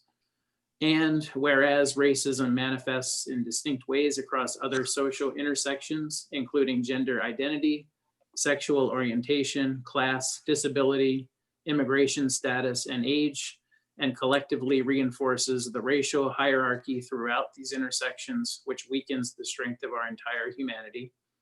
And whereas structural racism has resulted in race as a social detriment to health, with persistent racial disparities in criminal justice, housing, education, healthcare, employment, worker protections, climate, food access, and technology, and multiple healthcare advocacy groups have reported that data shows race, income, and zip code have a bigger impact on your health than your behavior, your medical care, or your genetic code. And whereas social detriments of health have a disproportionate impact on communities of color, including increased exposure to lead, poor air quality, lack of safe places to recreate, lack of mental health services, and lack of educational and career opportunities. And whereas the current COVID-19 pandemic has exacerbated the racial disparities within communities of color across the state of Utah, ranging from healthcare access to risk exposure. And there is a clear correlation between maps showing rates of COVID-19 hospitalizations and neighborhoods with high social vulnerability throughout Salt Lake County. And whereas more than 100 studies have linked racism to negative health outcomes, including research supporting that the cumulative experience of racism throughout one's life can induce chronic stress, making Black populations particularly susceptible to chronic health conditions that lead to otherwise preventable deaths. And whereas the police brutality against Black citizens across the United States, including recent victims George Floyd, Ahmaud Arbery, Breonna Taylor, Tony McDade, and countless others have contributed to an environment that is persistently unsafe for our Black communities, serving to uphold both systemic inequities and psychological burdens that worsen this public health crisis. And whereas, although there is no epidemiologic definition of public health crisis, the health impacts of racism clearly exemplify the definition proposed by experts from the Boston University School of Public Health, which is that, quote, the problem must affect large numbers of people, it must threaten health over the long term, and it must require the adoption of large-scale solutions. And whereas public health institutions' responsibilities to address racism include shaping our discourse and agenda so that we will all actively engage in racial justice work. And whereas with support from community partners, it is Midvale City's responsibility to address racism directly in our work, our programming, and our policies, including seeking solutions to reshape the discourse and actively engage all residents in racial justice work. Now, therefore, be it proclaimed by the Mayor and Midvale City Council, Section 1, that the Mayor and Midvale City Council acknowledge that the effects of intergenerational racism are a public health crisis in Midvale, the state of Utah, and across the United States, and advocate for racial justice as a core element of Midvale City's policies, programs, and procedures. We support the expansion of documented equity decision-making frameworks that are transparent to the public, agency organizational work plans to address and correct embedded policies that discriminate and perpetuate racism, educational efforts to address and dismantle racism, including how racism affects individuals and population health, providing tools to assist members of local government to engage actively and authentically with communities of color, and to apply anti-racism lens to their outreach with all communities. In witness, therefore, do I read this last sentence? I don't know. I guess I will. In witness, therefore, I have hereunto set my hand and affix the seal of the City of Midvale the 16th day of June 2020, adopted on the 16th day of June 2020. Okay. Anyone like to comment on that? I would like to thank those who collaborated with me, including council members Robinson, Brown, and Sperry. Okay. The only comment that I have, Mayor, is, I mean, we don't disagree, or we don't condone any type of racism, but at the same time, we're not saying that this is any type of anti-police proclamation either. I think we, at least for our UPD, I mean, we support our UPD, and I think they're doing a good job. So. And like you mentioned last time, Mayor, there's a disproportionate impact on the COVID-19 to the Hispanic population in Utah. So this seemed pretty relevant to Midvale itself. So that's where, you know, I think it's important to consider, being that we have an actual current situation that's unfortunate to a group of people. You're right. You're right. I think that just my own comments on it that I've made as I've read it several times now. I would like to have a second one put together that is more positive on what we are doing and can do in our city.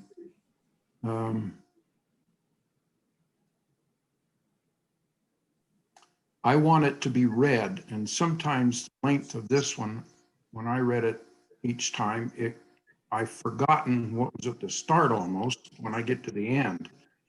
And so I think it needs to be more brief, whatever we do in the future, and less complicated. There's some pretty heavy words in there and references to places outside of our state. And I think it can be a lot more Midvale centric and Salt Lake County centric, at least, addressing the issues that we have here that the citizens and the government can focus closely in on. We see very, very bad examples going on in many parts of the world. We see some excellent examples going on in the same geography. I think where we can have the most influence is influencing our Midvale citizens with local examples, local initiatives. And I would like to have another one written that would support local initiatives on addressing racism. We need more local authority data. And we need to include our local Midvale Police Precinct input into its formulation, so that if there's anything in there that I know we don't see a problem with Midvale Police, but the emails I'm getting aren't reflecting that, because we've kind of taken the lid off some people's indiscretion when we bring these issues up, claiming there's issues here in Midvale. And so I'd like to make sure that we encourage community resolution and express appreciation for those that are working toward that end, so that it's a more positive proclamation. Those are my comments. I appreciate your comments, Mayor. I would just say what you're getting at is a different proclamation entirely, which if you would like to write such a proclamation, I would certainly be open to reading it and collaborating with you on that.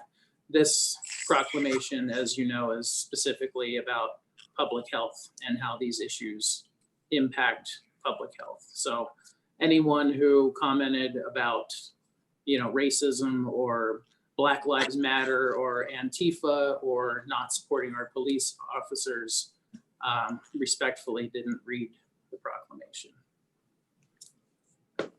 Or they read into it what they want to. That's the issue I was hinting toward there. And I don't, we've had some other proclamations that have been, have had social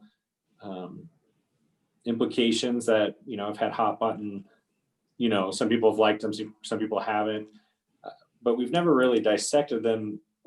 Rory, has anyone ever amended a proclamation? I think I'm with Dustin that we could maybe do a second proclamation, but I don't think tying, our thankfulness to any group coincides with the proclamation on, a health issue with racism. Like those are two different things. So have we, since you've been here, have we ever like amended proclamations, or do we just create new ones? I'm a little confused with this discussion generally, so I'm just trying to understand. Well, the proclamations in general have been more kind of more of a ceremonial type thing, saying that we support something like this one does. I don't know that we have had any amended. We may have had some that have changed and been rewritten, but not that I am completely aware of. Right off the top of my head, I can't think of any. Okay, other questions, comments?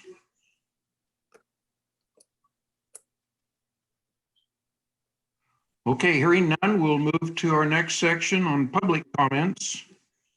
Laura, have you had any public comments to add to this meeting other than the one you read from Candy? I do, Mayor. I have a couple of public comments. And these are regarding some of the items that were discussed during the workshop. Amanda Hollingsworth said, I'd like to second Brian's thoughts on designing a very thoughtful parking lot. Could we do a track around it to maximize space, more green islands? And then the other comment Amanda Hollingsworth had is, with police costs rising, wouldn't it be prudent to keep the old fire building if we must go back to a Midvale police station? I have a comment from Candy Tippett that said, thanks for listening, Dustin. This proclamation is very important to start healing. And then Nicole, I'm sorry if I pronounce her name wrong. It's spelled C-U-N-A-R-D, Nicole Cunard or Cunard. I fully support our police and UPD. What are we doing to care for the people of color in our community who feel scared by everything going on? What is Midvale City's response to the issues facing race? And let me just double check that I don't have any more comments since I started speaking. This takes 1 minute. I have to look at 3 different locations.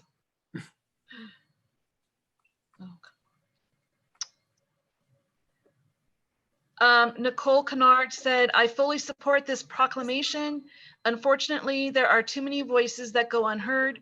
I believe this will help give a voice to our communities of color and therefore should be enacted. And yes, okay, and that's what she said. And then let me double check Facebook, which is running very slow on my computer. Thank you, Laura. Candy Tippett, I would like to specifically thank Councilman Gettle for listening to my concerns and taking the initiative to begin a discussion and write a proclamation. And that is all of the comments I have, Mayor. Thank you very much. Good comments. Our public is listening. I like to hear that. We've not had that many public comments in the past. Okay, if that's the end of public comments, we'll move to council reports and begin with Councilmember Quinn Sperry. Hi, Mayor. I did have a few things with Chief Thomas that we addressed, and also a few things with Public Works that I've already addressed offline, so I have nothing else to report.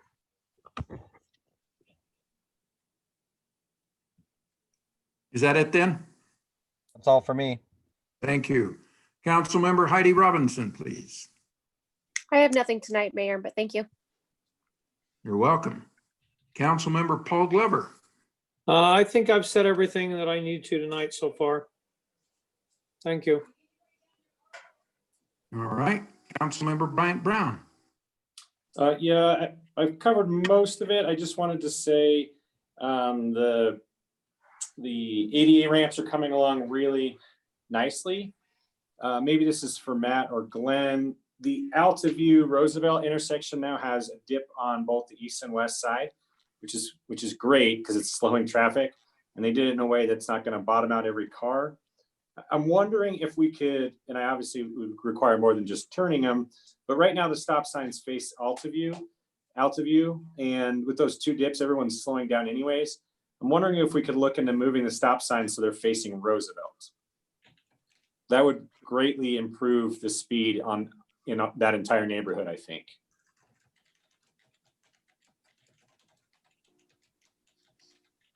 We can go look at that. Yeah, because right now it goes, the stop signs for Altaview, one goes towards a dead end in Coolidge, and one goes towards essentially a dead end on Grant. So the traffic flow alone's there pretty minimal. And now that they have to stop for these new cutouts for water, it seems like they're going to anyway. So if we could turn them, I think our neighborhood would greatly improve the speed just generally. So if you can look at that, that would be super appreciative on that. And I think I end up covering everything else. I do just want to say I also appreciate Dustin's work on that. I tried to help as much as I could, but I've been a little bit busy. And one thing I do super like community involvement. So I have heard a lot of things about this, almost all positive. I will encourage citizens if they reach out to me. I would like to have some contact information about them. I'd like to meet with them if they disagree with me, talk to them on the phone. I don't generally like when people send me anonymous emails because, they could be in Alaska for all I know. And I just don't think that's really a good way to do any sort of discourse with politics these days. I think that's a very divisive way to do something. So I want everyone to reach out to me, talk to me. I'll go have lunch with you if you disagree with me, but I would like to be able to recognize you, as a person. So that's just my 2 cents on that. That's all I have, Mayor. Okay, thank you. I agree with your comment. And Councilmember Dustin Gettle.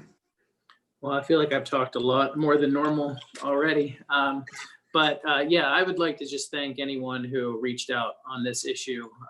Mostly good, some bad. And as Councilmember Brown said, for me in particular, sometimes the ones who disagree are the more interesting ones to actually talk to. You can have 1,000 people who all agree with you and not much is going to come out of that conversation. But if you have some people who don't agree with you, once in a while, you can change some mindsets one way or another. So even though, there were some emails and messages that came through that weren't the nicest or most appropriate, but we live in a public sphere where we can expect that sort of thing. I'm not one who shies away from issues that will bring a couple of negative comments out. As I said, the vast majority of comments were extremely positive, and lending a voice to a community who often feels that they have none is, something that I will continue to fight for. So I appreciate anyone who reached out, and those who, Councilmember Brown, thank you for your help, and that's it for me. Thank you. I'm going to limit my remarks to COVID in our city. You may have been following up on the statistics that come from the Salt Lake County Health Department, but the alarming rise in our infection rate since Memorial Day is something that baffles me. The wisdom of people not paying attention to social distancing, wearing masks, cleaning their hands has a price. And we can see it because I go back to the 27th of May, 2 days after, 26th of May, 1 day after Memorial Day. And we only had 8 cases up to that point in our city. And 6 were hospitalized at that point. And since then, it's gone on a roller coaster. We've had as high as 11 cases 2 times, and 9 cases twice in our city. We're now up to 79 cases in our city. 9 are hospitalized. The only thing that's positive, we've not had any deaths yet. For that, I'm thankful. But, oh my gosh, we need to get the word out and encourage wherever we can. Wear the masks if social distancing can't be maintained. And if you go into a public place, wash your hands, wear gloves, something like that. Don't touch your face. It's the same thing we've been hearing from public health officials since March.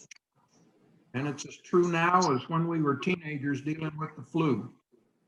Those same things are exacerbating the number of illnesses within our city. I hope the 11 is as high as we ever get, but I don't know. Summer is upon us. People are relaxing. They don't believe it's going to affect them. They go out in the water. They go swimming in large companies. They go to the bars. They go to family gatherings, and it's like as if COVID didn't exist. And then 3, 4, 5 days later, they don't feel good.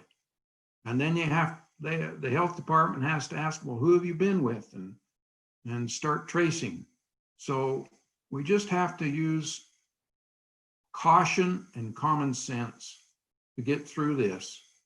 We haven't got it as bad as other cities or other zip codes, but it's controllable.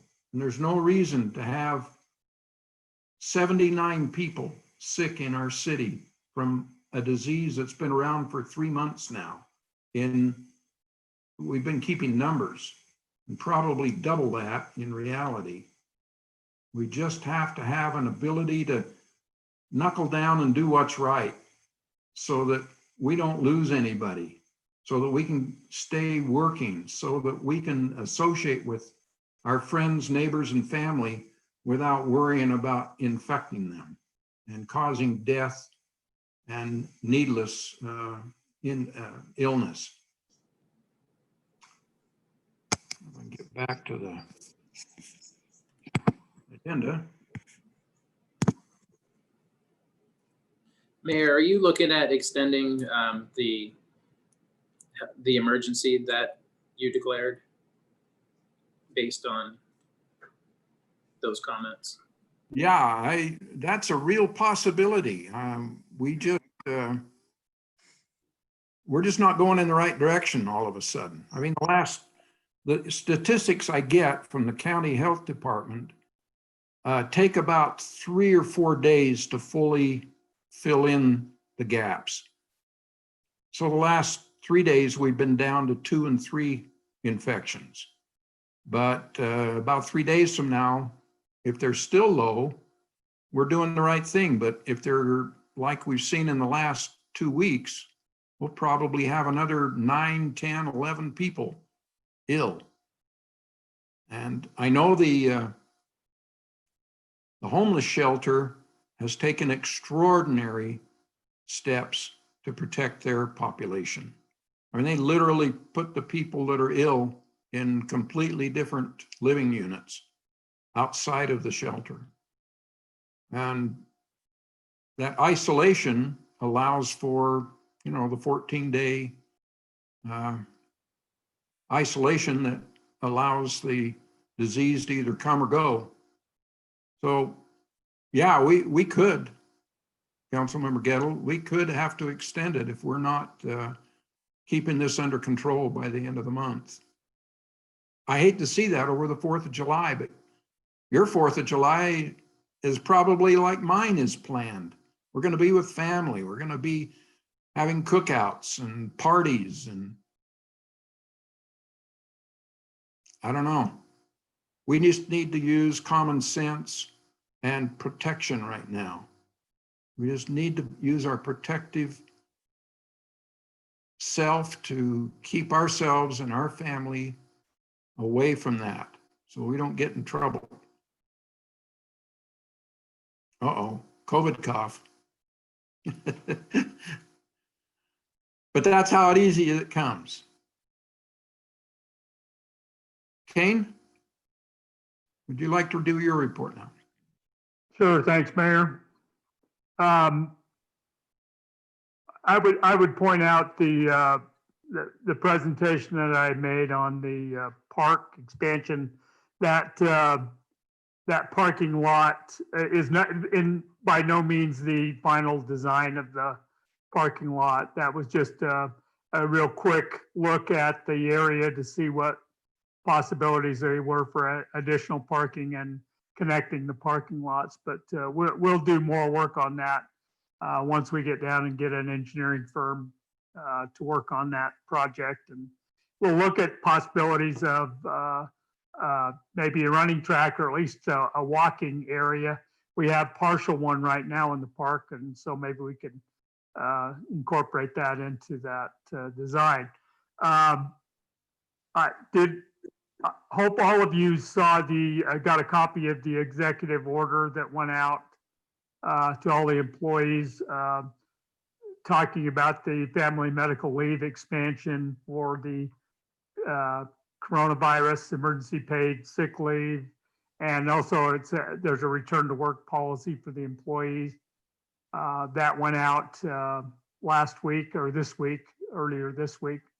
And no, actually last week now. But it kind of gives the employees some options on what to do if a family member comes down with the coronavirus and they need some emergency leave, and then what has to happen when they return to work.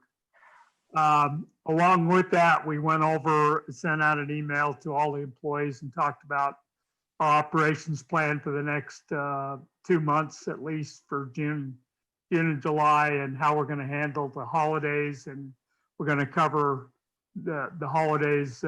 City Hall will remain open at least 4 days a week during those weeks.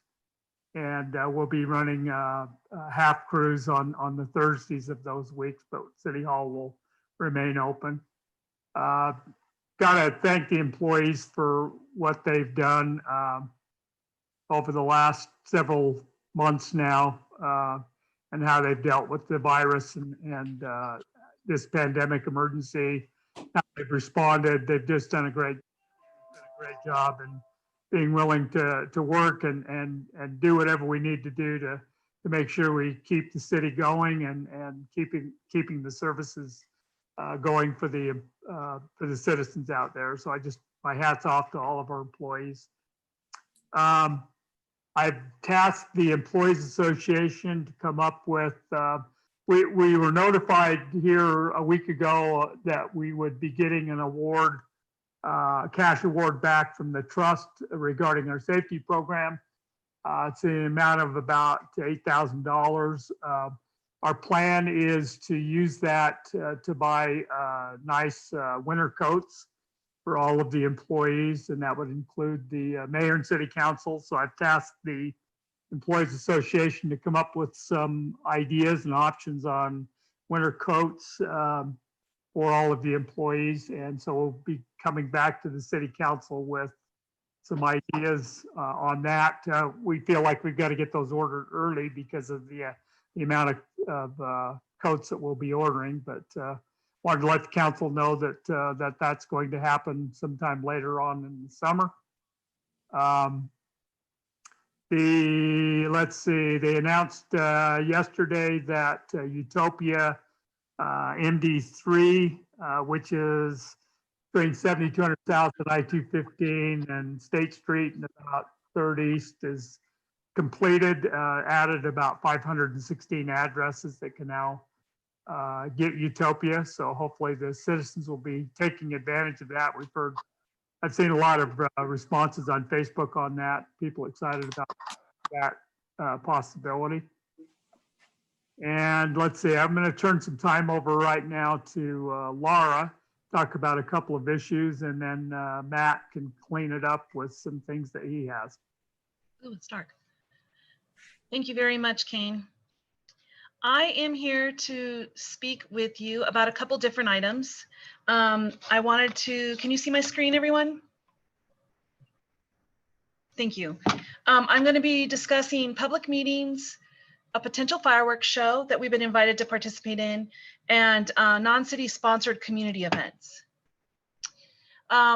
Public meetings. For consideration tonight, what we wanted to talk about is, first of all, the governor's executive order.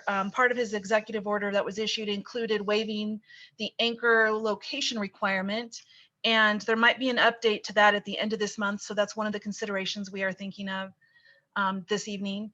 Also, looking at the yellow phase, which is the low risk phase, versus the green new normal phase. And two things I wanted to point out on that, just to very quickly summarize the yellow phase when considering public meetings. The most important aspect of that is to limit the number of people in a confined area to enable adequate 6-foot social distancing at all times between each household group. We need to ensure that we have the ability to do that in the yellow low risk phase. In the green new normal phase, we've been wondering, what is that really going to look like? Is it going to be back to normal? No, it's not. We have seen what the new normal phase may look like because there are some counties, some areas now that are in the green phase. So I've taken a look at what those requirements are, and there's still a lot of social distancing requirements in the new normal phase. So the new normal still does encourage hygiene measures, physical distancing, face coverings, and symptom monitoring for all group gatherings. And that's important for the public to know so that they realize that when we go green, it doesn't mean we're going back to normal. And it's important for us to think about when we are considering how we're going to do our public meetings when we're in the new green phase. So the goals that I had listed here, and I'd love to see if you have any more that you'd like to add on public meetings that we want to look at, is of course we want to comply with the social distancing guidelines to protect the council safety, the public safety, and staff safety. We want to create opportunities for the public to provide public comment. And what our goal is, if you agree, is to not just think about during the COVID season, but when we do truly get back to normal, we would like to continue offering virtual meetings and public comments virtually. But it's kind of challenging. As you see during public comments, I have to go from email to Facebook to YouTube to try to gather all of that information and ensure that it's quickly done. So what we want to do is make sure that we provide access via a variety of means, for example, phone, text, email, social media, and in person. And another aspect that we really want to look at is to make sure that we are keeping the barriers to a minimum. There's a lot of barriers that keep people from coming to public meetings. It could be a language barrier. It could be a barrier that they don't have internet. So we want to make sure we can limit those barriers and ensure that we have civic engagement of our entire community. Another aspect is we want to ensure the integrity of Midvale City is maintained. Matt Pierce did a really good job of mentioning this to me because we've seen a lot of meetings get hacked, and we want to make sure that we don't get hacked and we don't have any inappropriate comments pop into our meetings. So that's what we mean by ensure the integrity is maintained and also address any potential security concerns. And then lastly, we need to make sure that we are archiving all of these public comments. Just like we have to keep track of minutes, we have a legal responsibility to archive social media comments and archive comments that are on YouTube. So we need to make sure whatever platform we use can do the archiving automatically. So we've looked at several different options, and one of the options that we think we're going to go with, we're still trying to do some research, but we think this is the best option, and it's the best option because we've already paid for it. The public input platform, which is what we created for our surveys and some of the things we've done to reach out to businesses, is already paid for, and this is a new portion, a new opportunity that public input has offered is public virtual meetings. And since we already own it, we don't have to pay additional fees to have this portion of their platform. This is what the public engagement, we already have this Midvale City Public Engagement Hub up there. And this is an example of the Midvale City Parks phase-in plan of how we uploaded that to share with the public and how a platform looks. It'll look the same for the public meetings. So the recommendations that we would like to recommend are utilize the public input platform. During the yellow phase, we recommend that the city council continue to meet virtually. If the governor gets rid of that anchor location waiver. We would still need an anchor location, but it's very challenging, if not impossible, for us, unless we buy extra equipment, for us to be able to have all of you in one room and to allow a virtual meeting. We need one person in the room. So it could be the mayor, which is what we would recommend, but it can only be one person, because as soon as we have more than one person that is speaking and listening to the meeting, there's a lot of feedback in the room, and it's a very big technical issue that it's very challenging for us to deal with. So we would encourage in the yellow phase that we still meet virtually. If we need the anchor location, the mayor could be the one person who's here. And the live streaming on the Engagement Hub will be able to use Facebook and YouTube, and then it goes to the Engagement Hub.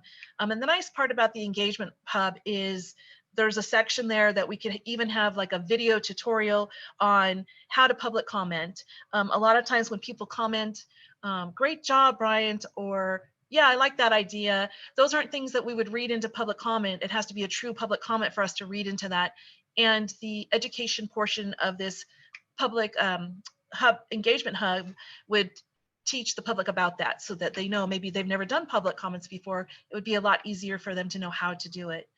It also has the ability to submit comments via all of those options: text, phone, social media, chat, and all of those comments are put into one area. So we all, and you can even have access to it, look at one area to see all of that information and read it into public comment.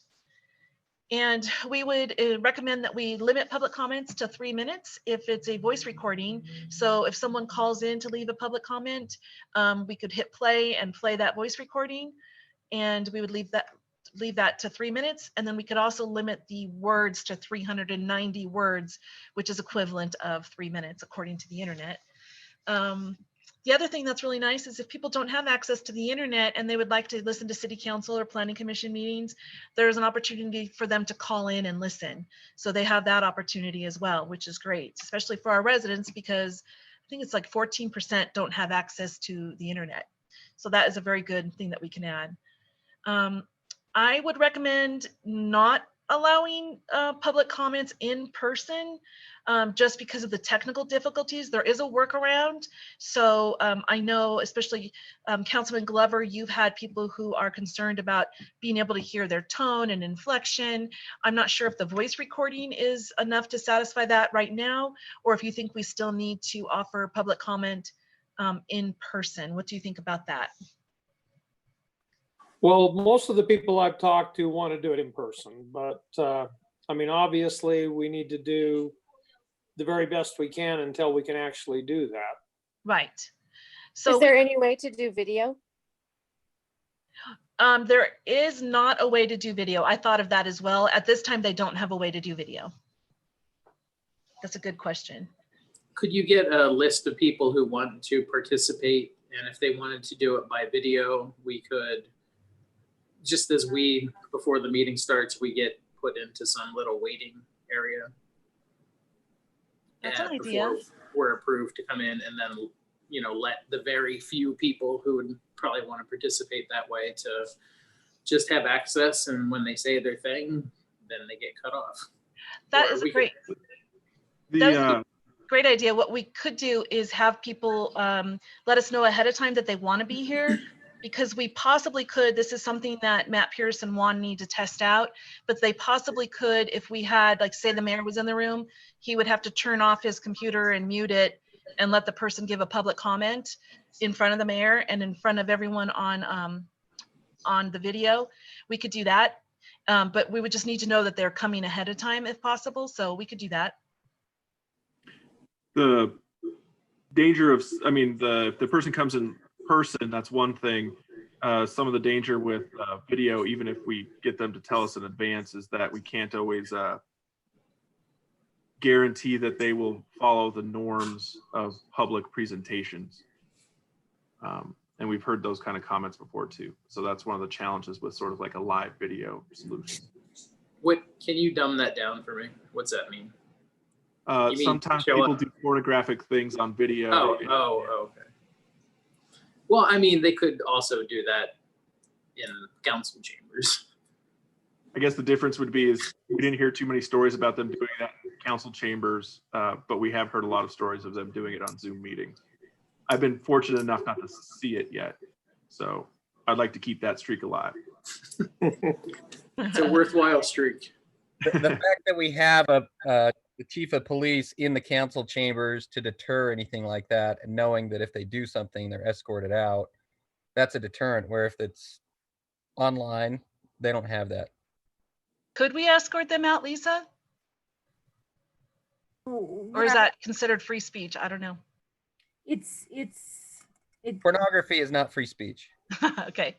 exactly. It That's depends true. on That's what's true. happening. I don't know. So we could have people come in. If you want people to be able to come in during the yellow phase, we can work around that. It'll be a little bit more challenging, but definitely if you think that's important, we can work on that. The green phase is, again, it's just the same. The only change is the city council would meet in council chambers, but they still want us to do as much social distancing as we can in the green phase. So we would recommend setting up the dais a little bit differently, where some of you would sit up at the top and then we can have a couple chairs with tables down below, but everyone would still be on the screen and would still have microphones. That's one option that we thought of. And then we would allow public comments with limited seating in council chambers to ensure the 6-foot distancing. And if we have overflow, we would have people go into the doll conference room and take turns coming in to give their public comments. So are there any questions on the public meeting section? Do you guys like this idea?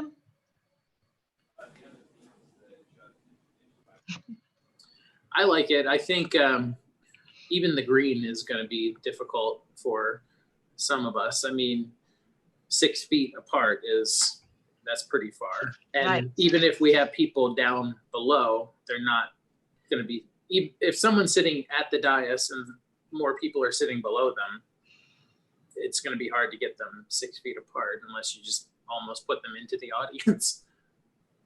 So that's going to be tricky. Challenging. Yeah. How much longer are we, is it the green phase that says we can no longer do virtual meetings? Or has that been decided? Because I know we had to have, you know, I don't remember who made it so we were allowed. I think like something was passed for us to be able to, and then that could go away, right? Is that The governor, yes, and he, a couple weeks ago, there was rumors that he was going to change that at the end of this month, but that was before everything shot up and we stayed in the yellow. So we don't know a date on that. Okay. And, I just didn't know if it'd be decided. Sorry. right. The league is working on a provision that will allow cities to declare their own emergency with respect to public meetings so that they can not have the anchor location. That's something the league is working on with the session that's in right now. But we just have to wait and see. Thank you. Thank you. And then the one thing I did want to add that I forgot to mention is the other thing I really like about this public input platform is it can be translated into almost 100 languages. So someone could even submit a public comment in a different language and we can translate it and make sure that you have that public comment, which is really nice. The other thing I wanted to discuss is Taylorsville reached out to Midvale City and wanted to know if we would be interested in participating in a fireworks show with them. It's called the Stay Home Look Up Fireworks Show. Taylorsville and Bluffdale are both participating in it. It is Saturday, June 27th at 10 p.m. There's no spectators allowed at the firework venue, and it will be broadcast on KODJ 94.1 and EZ 99.1. The length of the show depends on our budget. I know Taylorsville is spending a little bit more money than than we have and that I'd recommend. But if we did about $10,000 to $12,000, they will work with us on the budget. It would just mean that our show would be a little bit shorter than Taylorsville, but it would still play to the same music as Taylorsville and Bluffdale. And I think Bluffdale's staying within the same budget that we are, which is $10,000 to $12,000. The nice thing about it is, other than it's a fireworks show, is Taylorsville is going to be paying for all of the media buys. So they have a radio airtime and promos, and it's about $8,000 worth of radio ads. And so the script, what they're going to be reading is that Taylorsville, Bluffdale, and Midvale present a special fireworks show as a thank you to all those who are keeping our community going amid the COVID-19 pandemic, and as a congratulations to the class of 2020. And then I have listed all of the different commercial spots that we would receive and the social media, and then it will also be broadcast on air. And since we did not do a float this year, we have money left over in the budget. So we could pull it out of this year's budget instead of next year's budget, and it is available. So I talked to Keen and Matt about it, and we decided to bring it to you to see if you're interested.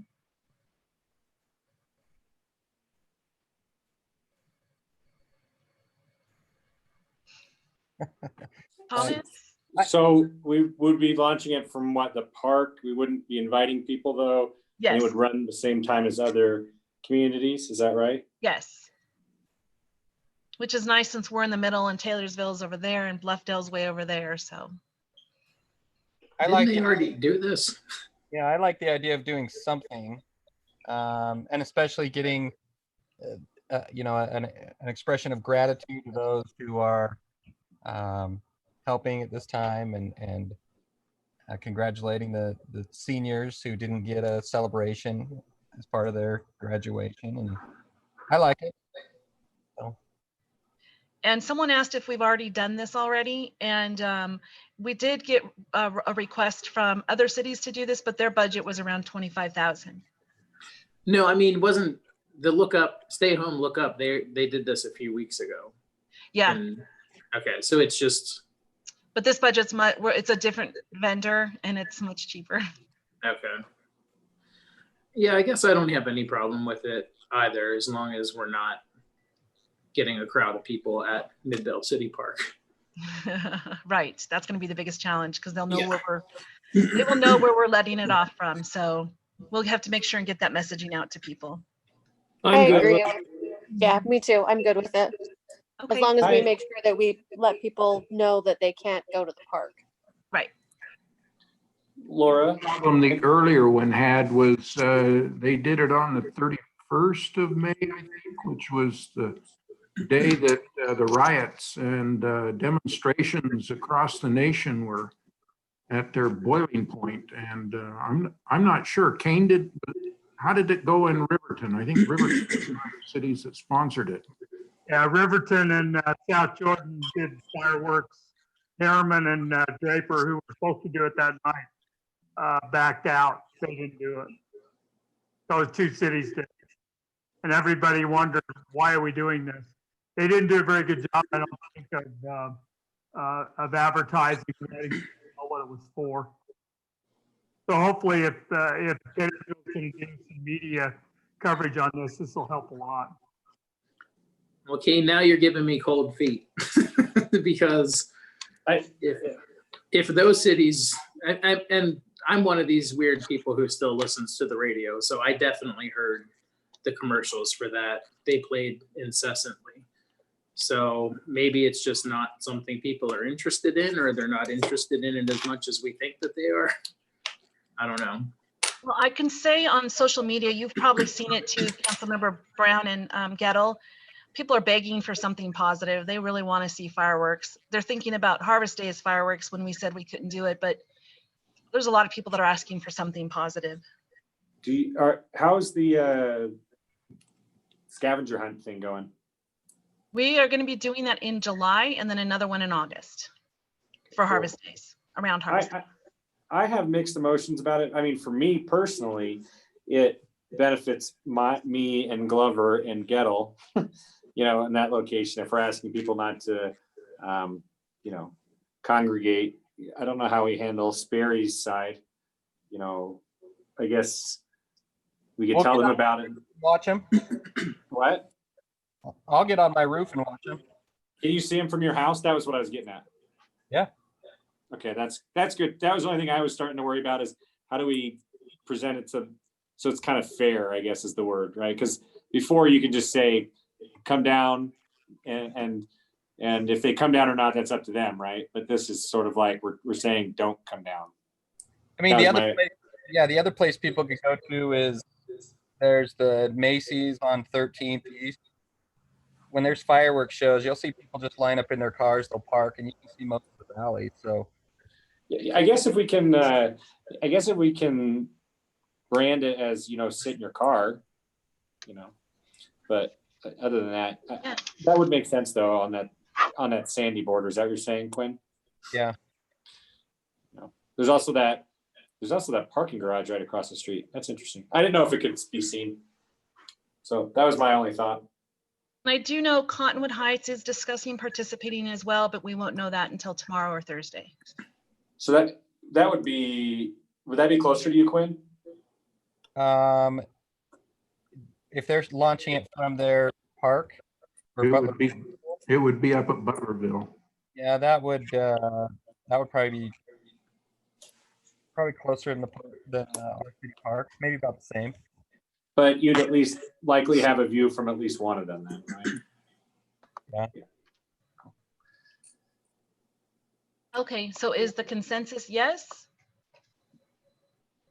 I still like it. I think we do I think we do a good job of advertising what it is, so that we're still going to have some people that, like Kane said, people say, why are we doing this? But if we get it out on social media, people share it.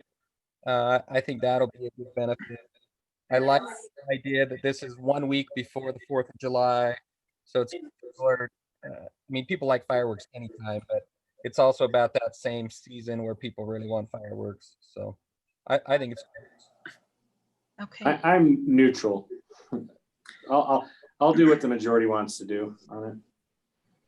Well, I'm neutral as well. So the only thing I don't like is we need to not just say, we're having a fireworks show, please don't go to the park. We need to make sure that people don't go and congregate at the park. Okay, thank you. Just a side note real quick, another thing that we are partnering on with Cottonwood Heights is we're going to do a car parade. So we're getting a bunch of hot rods that are going to drive through neighborhoods in Cottonwood Heights and then down here to Midvale City, and even over on Jordan Bluffs where people can park along the road if they want to park and see it. But it's going to be encouraging people to come out of their houses and see a car show. And I think it's going to be really fun because we're partnering with Cottonwood Heights on that. So I'll keep you posted on that. You can talk to the chief about all those that hang out on 13th East in the race. That's funny. Laura, real quick. Yes. Sorry.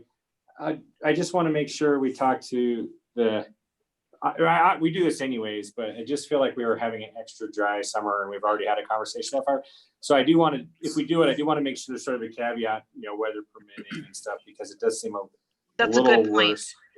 Right. I will make sure that they do weather permitting because of the wind and the dryness. That's a great point. Thanks. Sorry. Laura, can I ask you a question? Sorry, we're going off the rails a bit here with your presentation. Just before I forget, you mentioned in the translating service.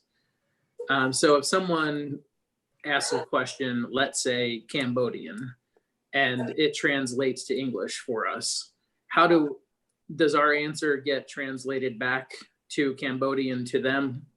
Yes. If they ask us a question and we respond, they have the ability to toggle and translate, just like the surveys we do. They can translate to whatever language they want. Okay. Yep. That's really cool. Yeah, Thank you. It's a great platform. Lastly, I wanted to talk about community events, specifically non-city sponsored events. Now, I know Lisa has something that you want to talk a little bit about what you're bringing to them first before I address this, Lisa? We're just to put you on the spot. Oh, it's fine. We're preparing a special event type of ordinance to deal with demonstrations or activities that happen on city property, just so we have some ordinance that outlines that. Thank you. Right now, if there is going to be more than 500 people, well, not right now. Before, if there was going to be more than 500 people, then the event coordinators would have to complete a mass gathering permit, and then they would have to complete a large assembly request from the city of Midvale. But the governor's guidelines have redefined mass gathering to mean as 1,000 or more individuals attending the event, and it overrides Salt Lake County's definition of 500 or more. So Salt Lake County now, we don't have to get a mass gathering permit unless it's going to be over 1,000 people during this COVID time, during the governor's orders. So that's created a bunch of challenges for us cities, because we have groups that are coming in that want to do city events that are not city sponsored events at our parks.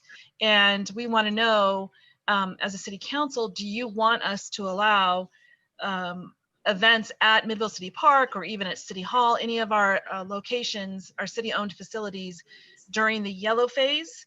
Or do you want us to not allow any events during the yellow phase?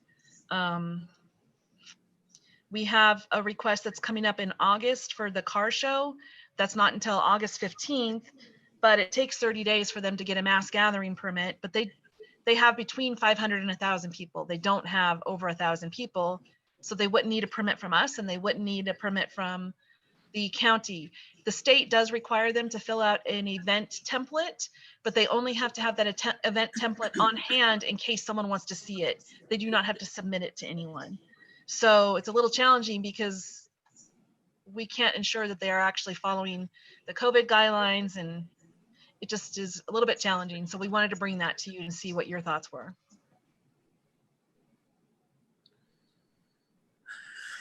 The difference between the mass gathering is problematic. So if Salt Lake County says 500, but the governor's guidelines is 1,000 and supersedes that, I don't remember hearing this being an issue. Wouldn't we have to defer to the county?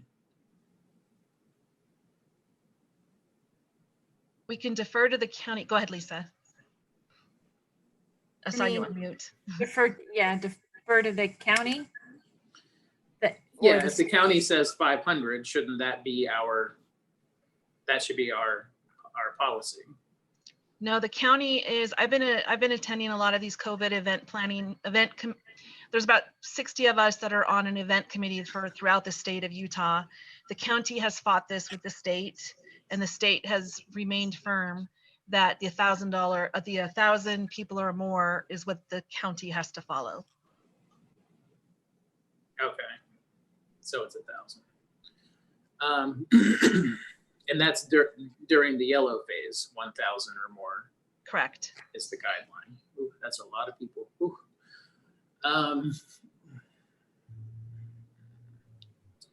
Yeah, it's problematic for me because we're allowing them access to our city park. You know, if the governor says 1,000 people is fine, you know, they could find a location for this that's not city property, thereby exposing us to liability.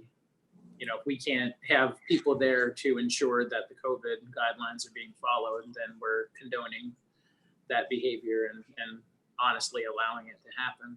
So I don't know. I feel if we're in yellow and can't enforce anything, then we probably should not allow access to our city park.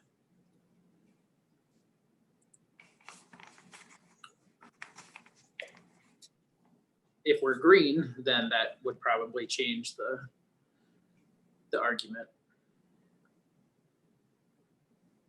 And just as a point, we also are not opening our parks until we are green. So the restrooms would be closed and the playgrounds are closed, and the pickleball courts are closed. So it follows along with what you said. Well, those conditions in and of themselves would discourage anything of a mass gathering. I would think so.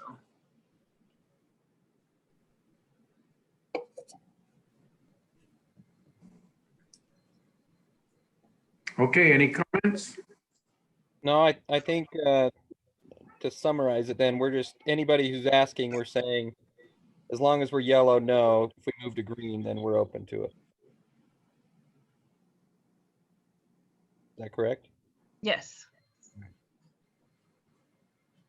Well, that was my suggestion. I don't know if everyone agrees with me, but sounds reasonable to me. I'm good with that. Okay. And Laura, I think as part of that, you explained to them that the decision has already been made that our facilities in our park are closed. Thank And, you. you know, so it's not just a strict no, but it's, hey, here's part of the reasoning why we're doing that. Okay. Thank you, everyone. That's all I have. I appreciate your time. Thank you, Laura. Kane, did you have any other items you'd like to bring up?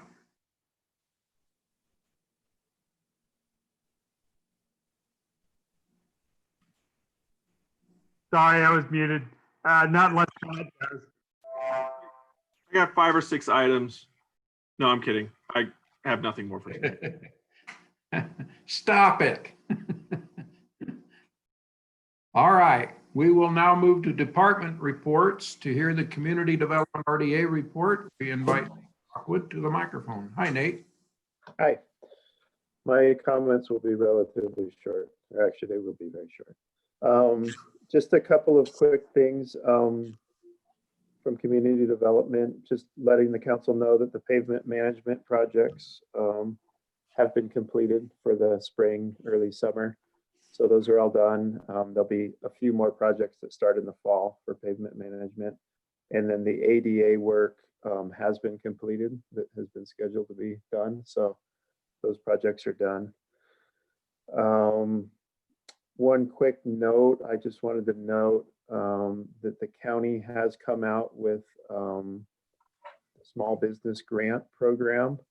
And so Salt Lake County is putting $40 million into small business grants. And so it's important to remember these are grants, not loans.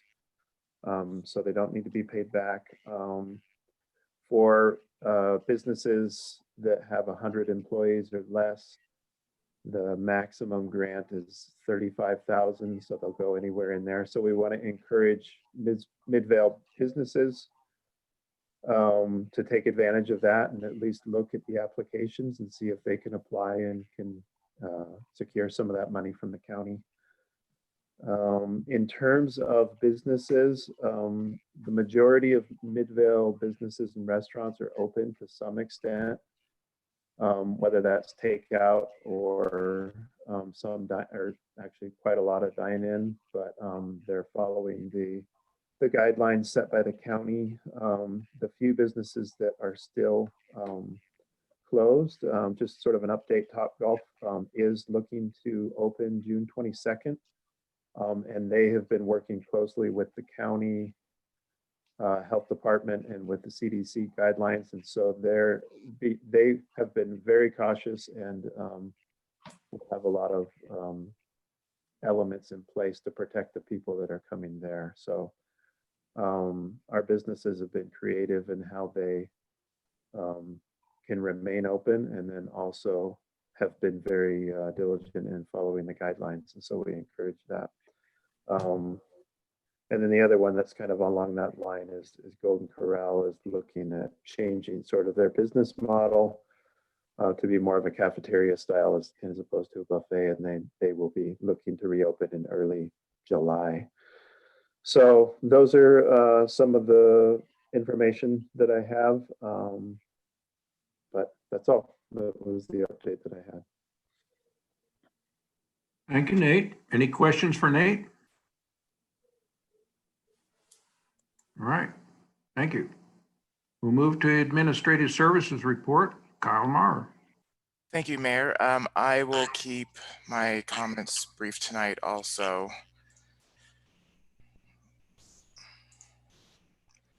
With the Justice Court last month, as Chief Thomas had mentioned, UPD had conducted their motor certification and recertification. So the number of cases that were filed dramatically decreased, about a 38% decrease, which also correlated to a decrease in the number of cases disposed. And that is in conjunction with COVID also. So those numbers should go back up next month. Also with Justice Court, the court administrator, court staff, and the Justice Court judge are working on a plan to allow in-person hearings again. Any plan will need to be approved by the state administrative office of the courts. They have sent out an initial checklist for justice courts to follow. So they're working through that to get a plan submitted. They are expecting another checklist to come out since the one they received isn't final. So it'll probably be at earliest mid-July before they would be able to reopen for in-person hearings. On the information technology side, IT last week updated Cassell, which is our accounting system, to the latest release. So good job to that, because that's always a major haul for them to do, and they have to go around each individual that uses Cassell and update it on their client. They also did some network maintenance and VPN updates at the same time the Cassell update was done, since the system was down at that time. And then upcoming, they're going to do some GIS server upgrades. In utility billing, the numbers are pretty much the same as the prior months in terms of the accounts we billed, which is around 8,000. And pre-authorized payments have stayed about the same. And in terms of the cash receipts we've processed, and the same with the receipts that have gone through Express, is 6522. And then accounts payable created about 130 checks last month. So that's really all I had for you tonight, unless you had any specific questions for me.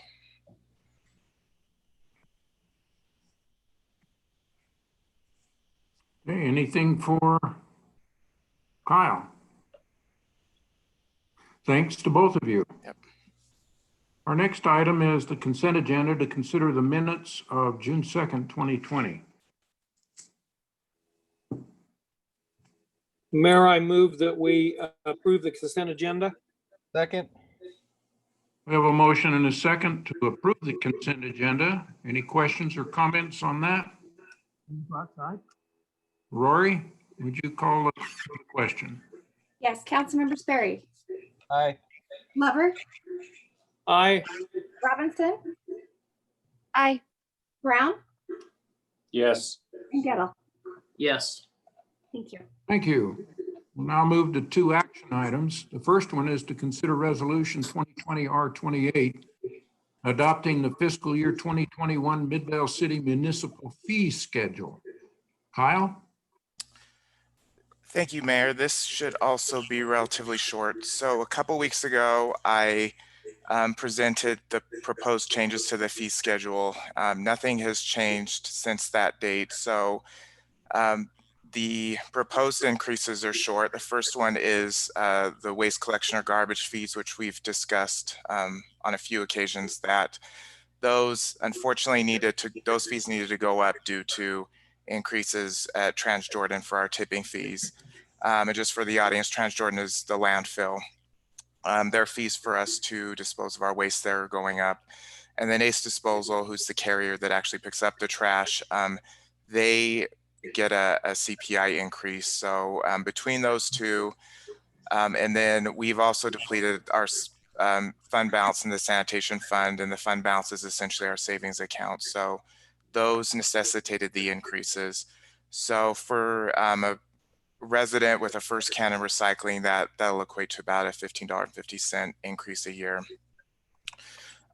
In addition, because of the increases at Ace Disposal, we are proposing to increase the bulky waste dumpster cost from $200 to $206.20, which is a 3.1% increase, and that's the CPI increase that Waste Management is getting. So that, or excuse me, Ace Disposal.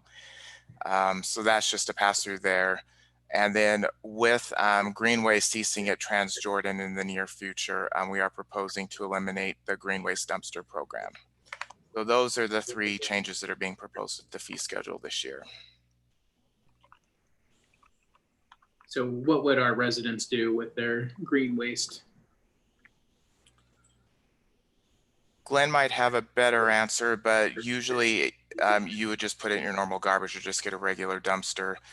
The green waste is actually very beneficial at the landfill, and it helps decompose the trash at the landfill, and it creates methane. So it actually, it's a revenue source for the landfill too.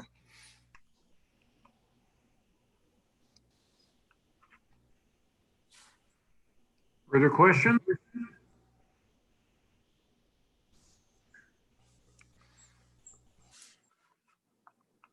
I just have a compost bin out in my backyard. I just throw stuff in there from the kitchen and some of the lawnmower.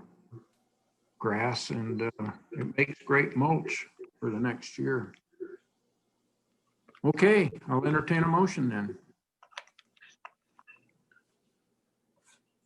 Mayor, I move to approve resolution 2020 R28 adopting the Midvale City Municipal Fee Schedule for the fiscal year beginning July 1st, 2020 and ending June 30th, 2021. Second. Second.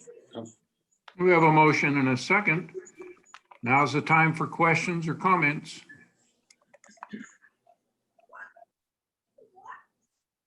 Hearing none. Rory, would you ask the question? Yes, Councilmember Glover, Aye. Robinson, Aye. Brown, Yes. Kettle, Yes. and Sperry. Aye. Thank you. Our last action item is to consider 2020 R29 adopting a proposed tax rate on all real and personal property in Midvale City for the fiscal year commencing July 1, 2020 and ending June 30, 2021. Kyle? Great, thank you, Mayor. So this is new this year. I know there was at least Councilmember Glover was on the council the last time the city did a tax increase. And at that time, we didn't need to go through this step of adopting a proposed rate. So this action tonight won't formally adopt the property tax rate. If approved, it would. The adoption would occur in August with the Truth and Taxation hearing. The first thing I wanted to do is just do a high-level overview of our finances so you understand where property tax fits into our overall revenue structure. So I have shown you this graph before. This is our proposed revenues for fiscal year 2021. So as you can see, taxes make up about 65% of our revenue. And of that, property taxes, about 2.6 million of that. Oh, my mouse was a little jumpy. So 65% of our total revenue is taxes, as I said, and the property tax makes up 21% of the taxes that we collect. So it is a significant part. However, as you can see, sales tax is our largest tax collection in terms of revenues. And then in expenses, just as a reminder or where they're sitting right now, as you can see, public safety is the largest portion at 46%. This includes not only UPD, but it includes our animal control contract and our emergency preparedness manager. Administrative services, which includes the court, finance, and information technology at 11%. Public works at 11%, so that includes streets and parks and some other functions. Community development, 9%, so that includes planning and zoning, engineering, business licensing, and that type of thing. And then our transfers out to our telecommunications fund, so this is for our Utopia pledges, about 4%, and then you can see there's multiple other departments making up the rest. But just to refresh your memory on where we're at with the general fund. So overall right now, and this includes the adjustment to the UPD contract, we're looking at using about 371,000 of our fund balance, which is our city's savings account. So that's about 10% of what we have in savings. This revenue number does include recapturing the GO bond property tax, which I'm going to discuss a little bit further in a minute. The first thing I want to do is just go over exactly how this property tax rate is calculated, because it's fairly confusing. I actually spoke with a resident today, and it probably took me a good half hour to explain how the property tax rate works. But it was great to have somebody practice on for tonight. So how the tax rate is calculated is the county takes our previous year property tax revenue and then adds any new growth. So any new buildings that go in the city, any new houses that are built.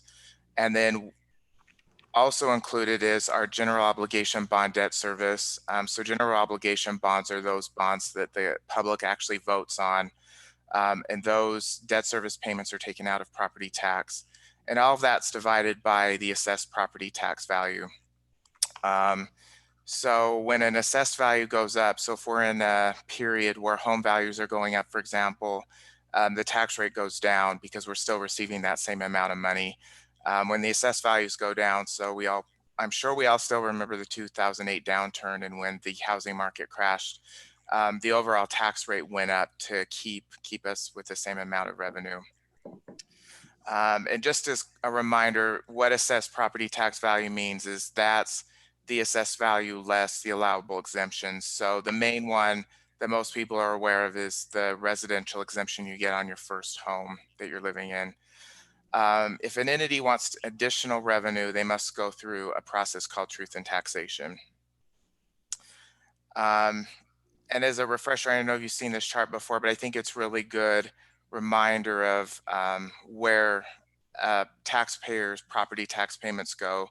So this makes an assumption of about a $330,000 home in Midvale. The overall tax that would be paid would be about $2,500. And as you can see, over 50% goes to the school district. Midvale City sees about 8% of that, or $200.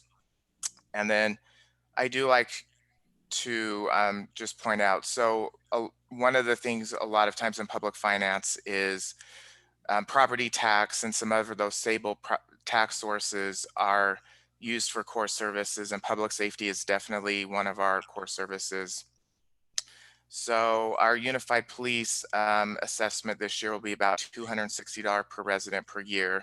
So it's gone up about $4 from last year. And this is per household, is $202, so it's not per resident. So it's not an apple to apples comparison, but at least gives you an idea that other revenues are making up that difference. As you can see, the water district takes about 3%, Salt Lake County 15%, unified fire is 13%, and the library 4%. So overall, the takeaway is we get about 200 of the average homeowner's tax liability. So delving a little bit more to the property tax for next fiscal year. So as we've discussed, staff is recommending recapturing that GO bond property tax revenue. So when we had GO bond debt, so last year we still had one more payment on our GO bond. We paid about $400,000 in debt service. We would like to retain that money and put it into our property tax base. One thing to note that's different from the tentative budget that's online is we had discussed a few council meetings ago that we were going to staff was going to go ahead and remove the proposed CPI increase of $53,290. So right now the recommendation is just the GO bond property tax recapture. And as I had mentioned, part of the tax levy in the past had been for general obligation bond payments. And that bond payment ended in fiscal year 2020, so the fiscal year we're currently in. Normally what would happen is this would drop off because we wouldn't be paying that bond payment anymore, and that would decrease the average resident's property tax bill about $32. What we would use this $403,000 for is to offset our increase with the unified police department, which is about $250,000.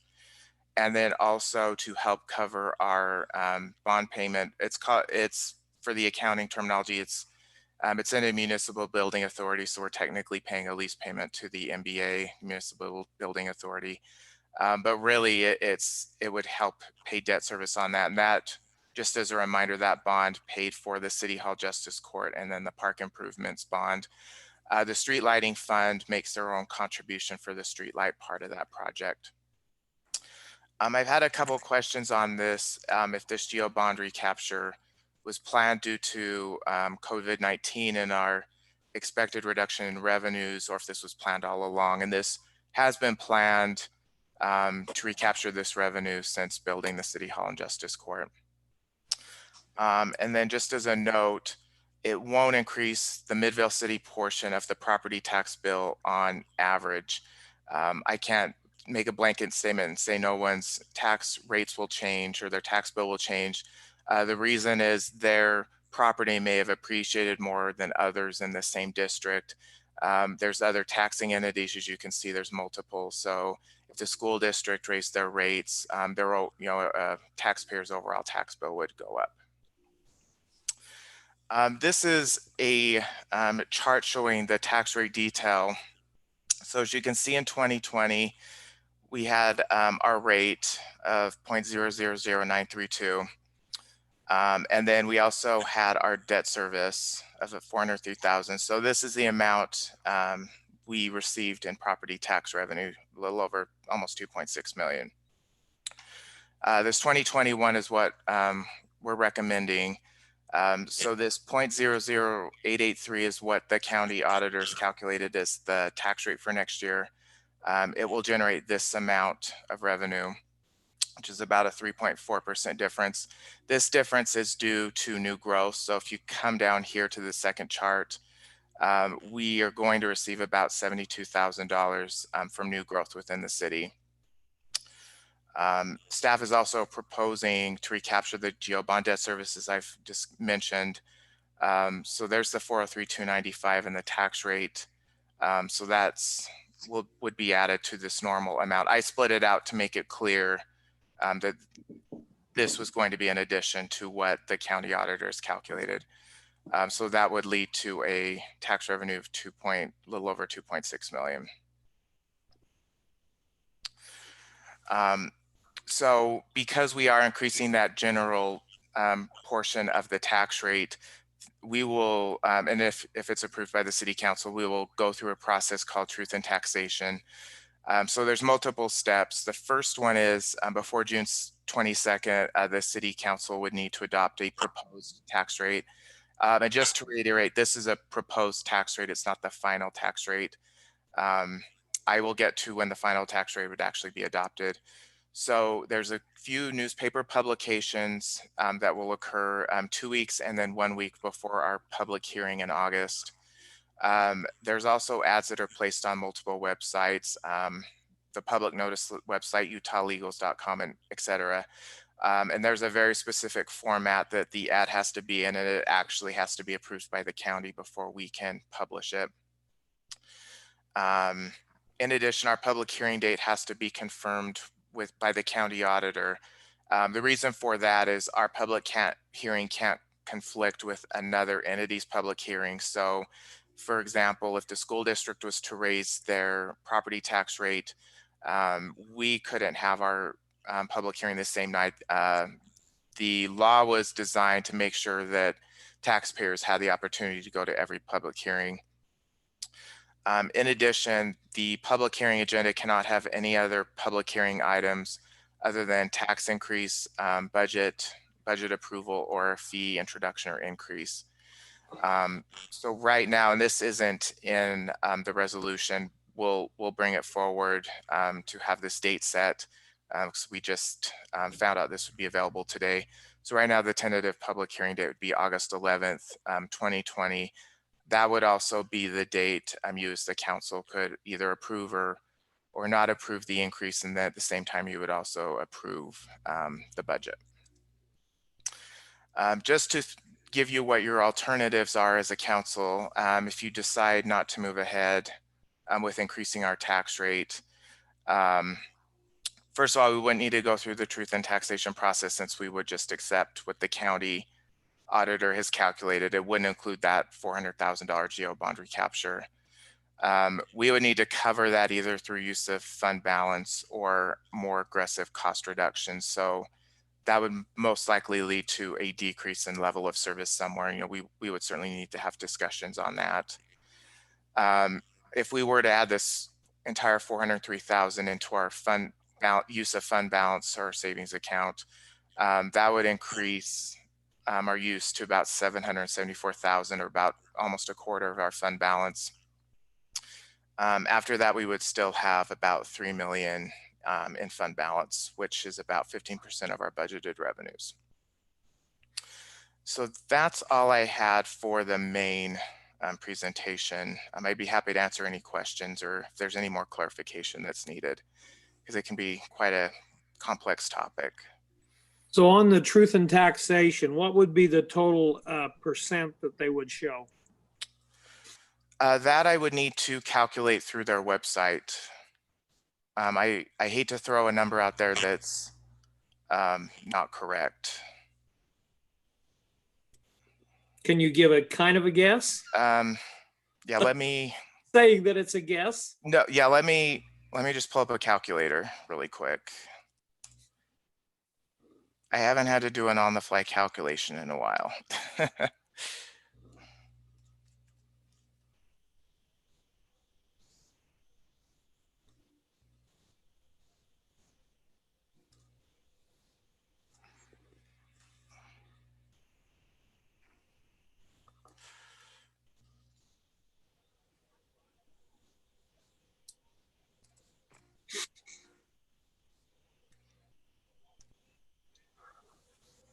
So it would be about an 18% increase is what the ad will show. As I said, I'll need to confirm that through the tax commission's website. Okay, well, at least it gives us an idea of what we're talking about. Right, and I can send that out to you tomorrow morning. The website's down for maintenance, or I could do it now. Because the reality is because what they were paying before, their actual tax increase is not going to be hardly anything. I mean, it might be 1% or 2 or 3, but it's not really going to be 18% what they're going to pay more. But the truth in taxation has to show that that obligation bond is we're increasing the taxes, even though they're going to pay the same amount, right? Exactly. It's really moving the money to a different bucket, but the state, since it's moving to a different bucket, they require it to be advertised as a tax increase. But you're correct. For the average resident, they should see no increase or very small. It depends on their assessed value relative to their tax area. Thank you. You're welcome. Any further questions for Kyle? I think your point, Paul, was well made. Okay. Someone want to make a motion on that?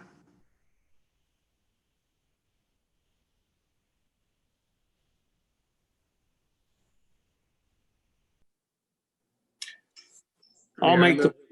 Oh, go ahead, Paul. I move that we adopt resolution 2020-R-29 proposing the tax rate of 0.001043 for the calendar year 2020.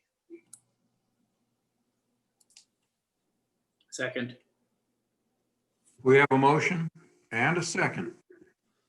Any comments or questions on this motion? We all understand what it is. You can defend it in public, on the internet, to your neighbors. All right, Rory, pop the questions. Councilmember Sperry, Aye.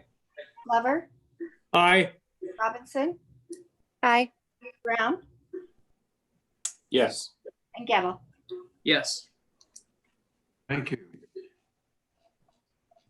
All right, Paul, do you want to make another motion here? Motion to adjourn. Had to mute. Thank you. Do we have anything else, Rory? RDA and MBA. I got to go back to your email then. Hold on. All right. I'm going to open them both.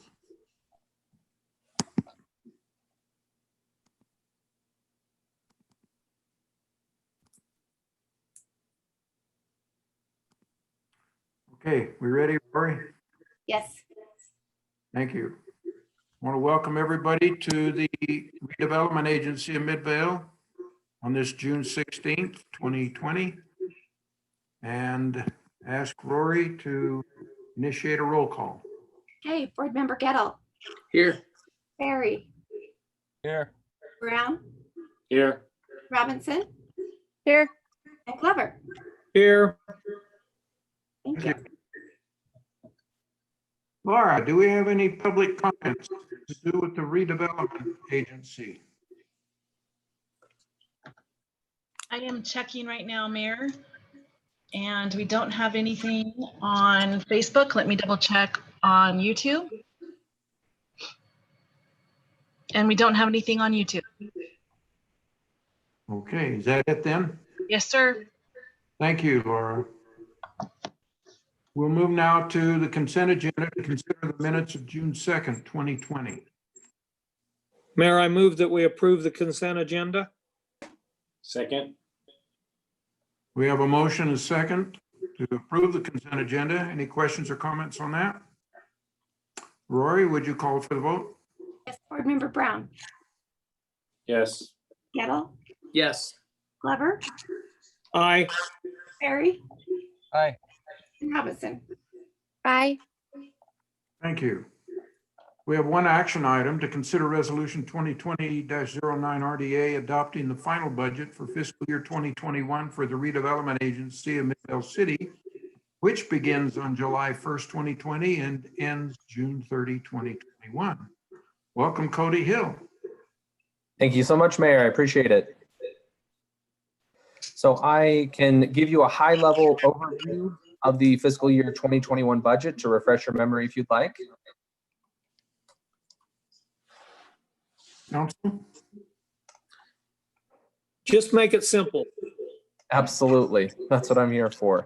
So I will just show a very high level of the different accounts and what's happening, proposed to happen next year in the redevelopment agency. So as far as the redevelopment agency operations, and again, before I go into it, this was the same budget that was proposed at the budget retreat. There weren't any proposed amendments, and so the budget you're looking at hasn't been altered from what you've seen in the past, but just a very high level to refresh your memory. We have the redevelopment agency operations account, and we anticipate that it'll be about $800,000 for that operations. About half of it is personnel and the other half is operations, including the administrative fee, the interfund account. The main driver for the agency still is the Bingham Junction project area. We're anticipating $7.4 million in tax increment revenue and a little bit of interest earnings. Just about $700,000 less revenue than last year due to we're not considering bond interest revenues, though there will probably likely be some, as well as a IRS debt subsidy that we're not counting on receiving anymore. And the expenditures will be used for affordable housing as required by statutes, for covering bond issuances, the debt service coverage, and also to reimburse developers for their costs for developing in Superfund site. An overview of what that looks like. About half of it goes to debt service, transfers out to the different accounts, goes 23%, about a quarter of it. Development reimbursements and capital 8 and 9%, and other about 14%. And then the other two project areas, as you know, are Jordan Bluffs, and we anticipate transferring in about $112,000 for professional services, just additional work. We anticipate that Jordan Bluffs project area will be triggered next year for collection and to be distributed funds the following year. And then the Main Street, we anticipate transferring in $300,000. Not necessarily that we're going to use it, but to have it available just so that we can kind of prime the pump and get Main Street off the ground and moving in the direction that we're hoping. And then there is the small public art maintenance fund, $50,000 transfer there. And then there's the agency program fund, also very small account, just $24,000 in the final account really to look at is the citywide housing, which we will transfer in $512,000. And again, this is to fulfill the statutory requirement for to support affordable housing in the project area. So that is the high level overview of the fiscal year 2021 budget as was presented in the retreat, the budget retreat. And let me know if you have any questions or comments or concerns. Do we have any ideas yet for the public art projects, like what they'll be, where they'll be, when they'll be? That's a great question. So we initiative that we're looking at right now, wherein we're looking at the museum space. As you know, it's going to be moving over to by the Civic Center closer there, and we're looking at converting that actually to a public arts incubator, and we'll be really that'll be a focus for the agency as far as arts goes. The installations that we have done, we're going to be spending money to maintain those, and we are looking at kind of revisiting our art initiatives as COVID-19 kind of settles down, but that hasn't really happened yet. But Okay. We'll look forward to it. great. Any other questions?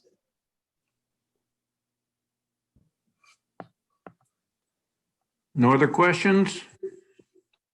All right, then I'll call for a motion. Mayor, I move that we adopt resolution number 2020-09 RDA, adopting the 2021 fiscal year redevelopment agency budget beginning July 1, 2020 and ending June 30th, 2021. Second. We have a motion and a second. Any further comments or questions on the motion?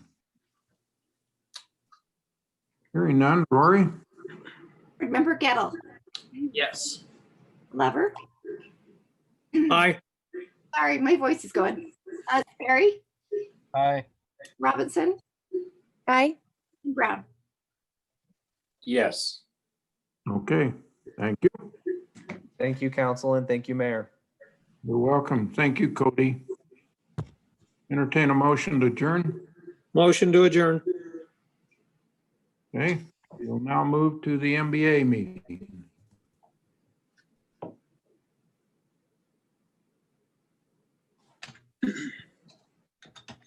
Where we all have to have MBAs to enter. That's right. I gotta get it the right size here. Keep it all on one page. Okay, so I welcome everybody to the Municipal Building Authority meeting for Midvale City. And I call it to order. Rory, would you call the roll? Yes, board members Glover,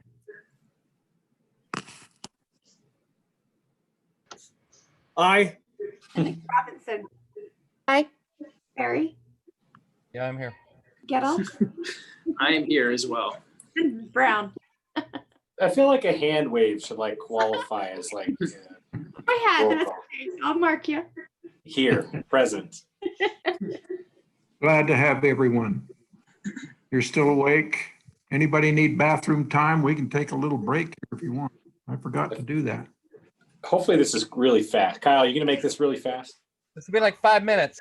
It's going to be less than 5 minutes. It's luckily not a pressure. property tax discussion. Which was really interesting, by the way, Kyle. I was so not bored during that at all. Oh, good. Just so you were wondering. I had to close you all out so I could see the screen, so I didn't know if anyone was falling asleep on me or not. Kyle, and We need to check.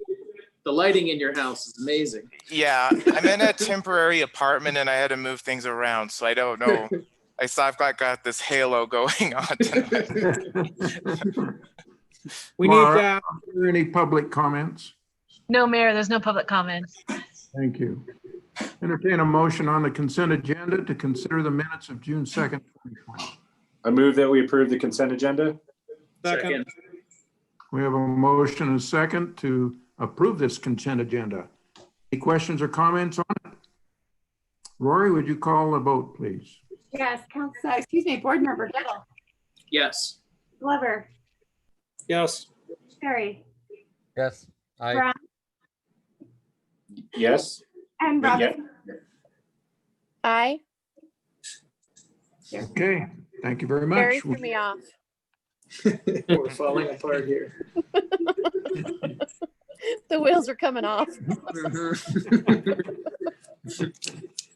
We'll move to our action item on this agenda to consider resolution 2020-02 MBA adopting the fiscal year 2021 final budget for the Municipal Building Authority of Midvale City beginning July 1, 2020 and ending June 30, 2021. Kyle?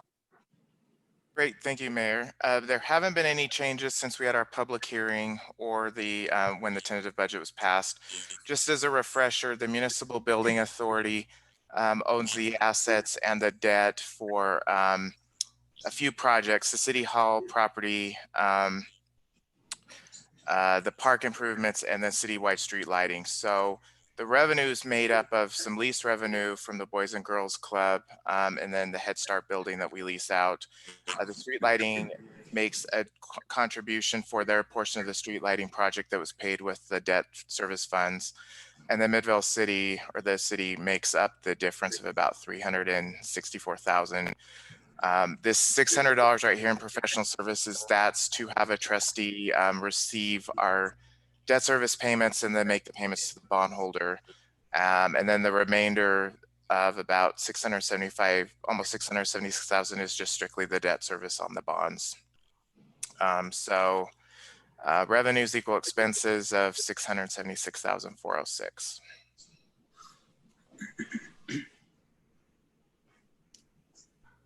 Any questions for Kyle on the Municipal Building Authority budget?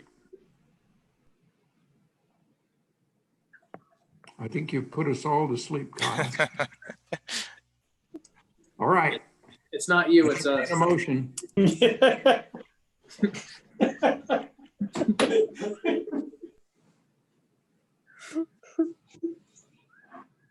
I move that we adopt resolution 2020-02 MBA adopting the fiscal year 2021 budget for the Midvale City Municipal Building Authority for the fiscal year ending June 30th, 2021. Second. We have a motion and a second. Any questions or comments on the motion? All right. Rory, give us a call out here. Board Member Brown. Yes. Hi, Robinson. Yes. Gettle, Yes. Glover, Aye. and Sperry. All right. And one final adjournment. We can put our silly heads to bed. Motion to adjourn, Mayor. Good Thank night. you all. Night, Have a good everyone. evening. Thank you.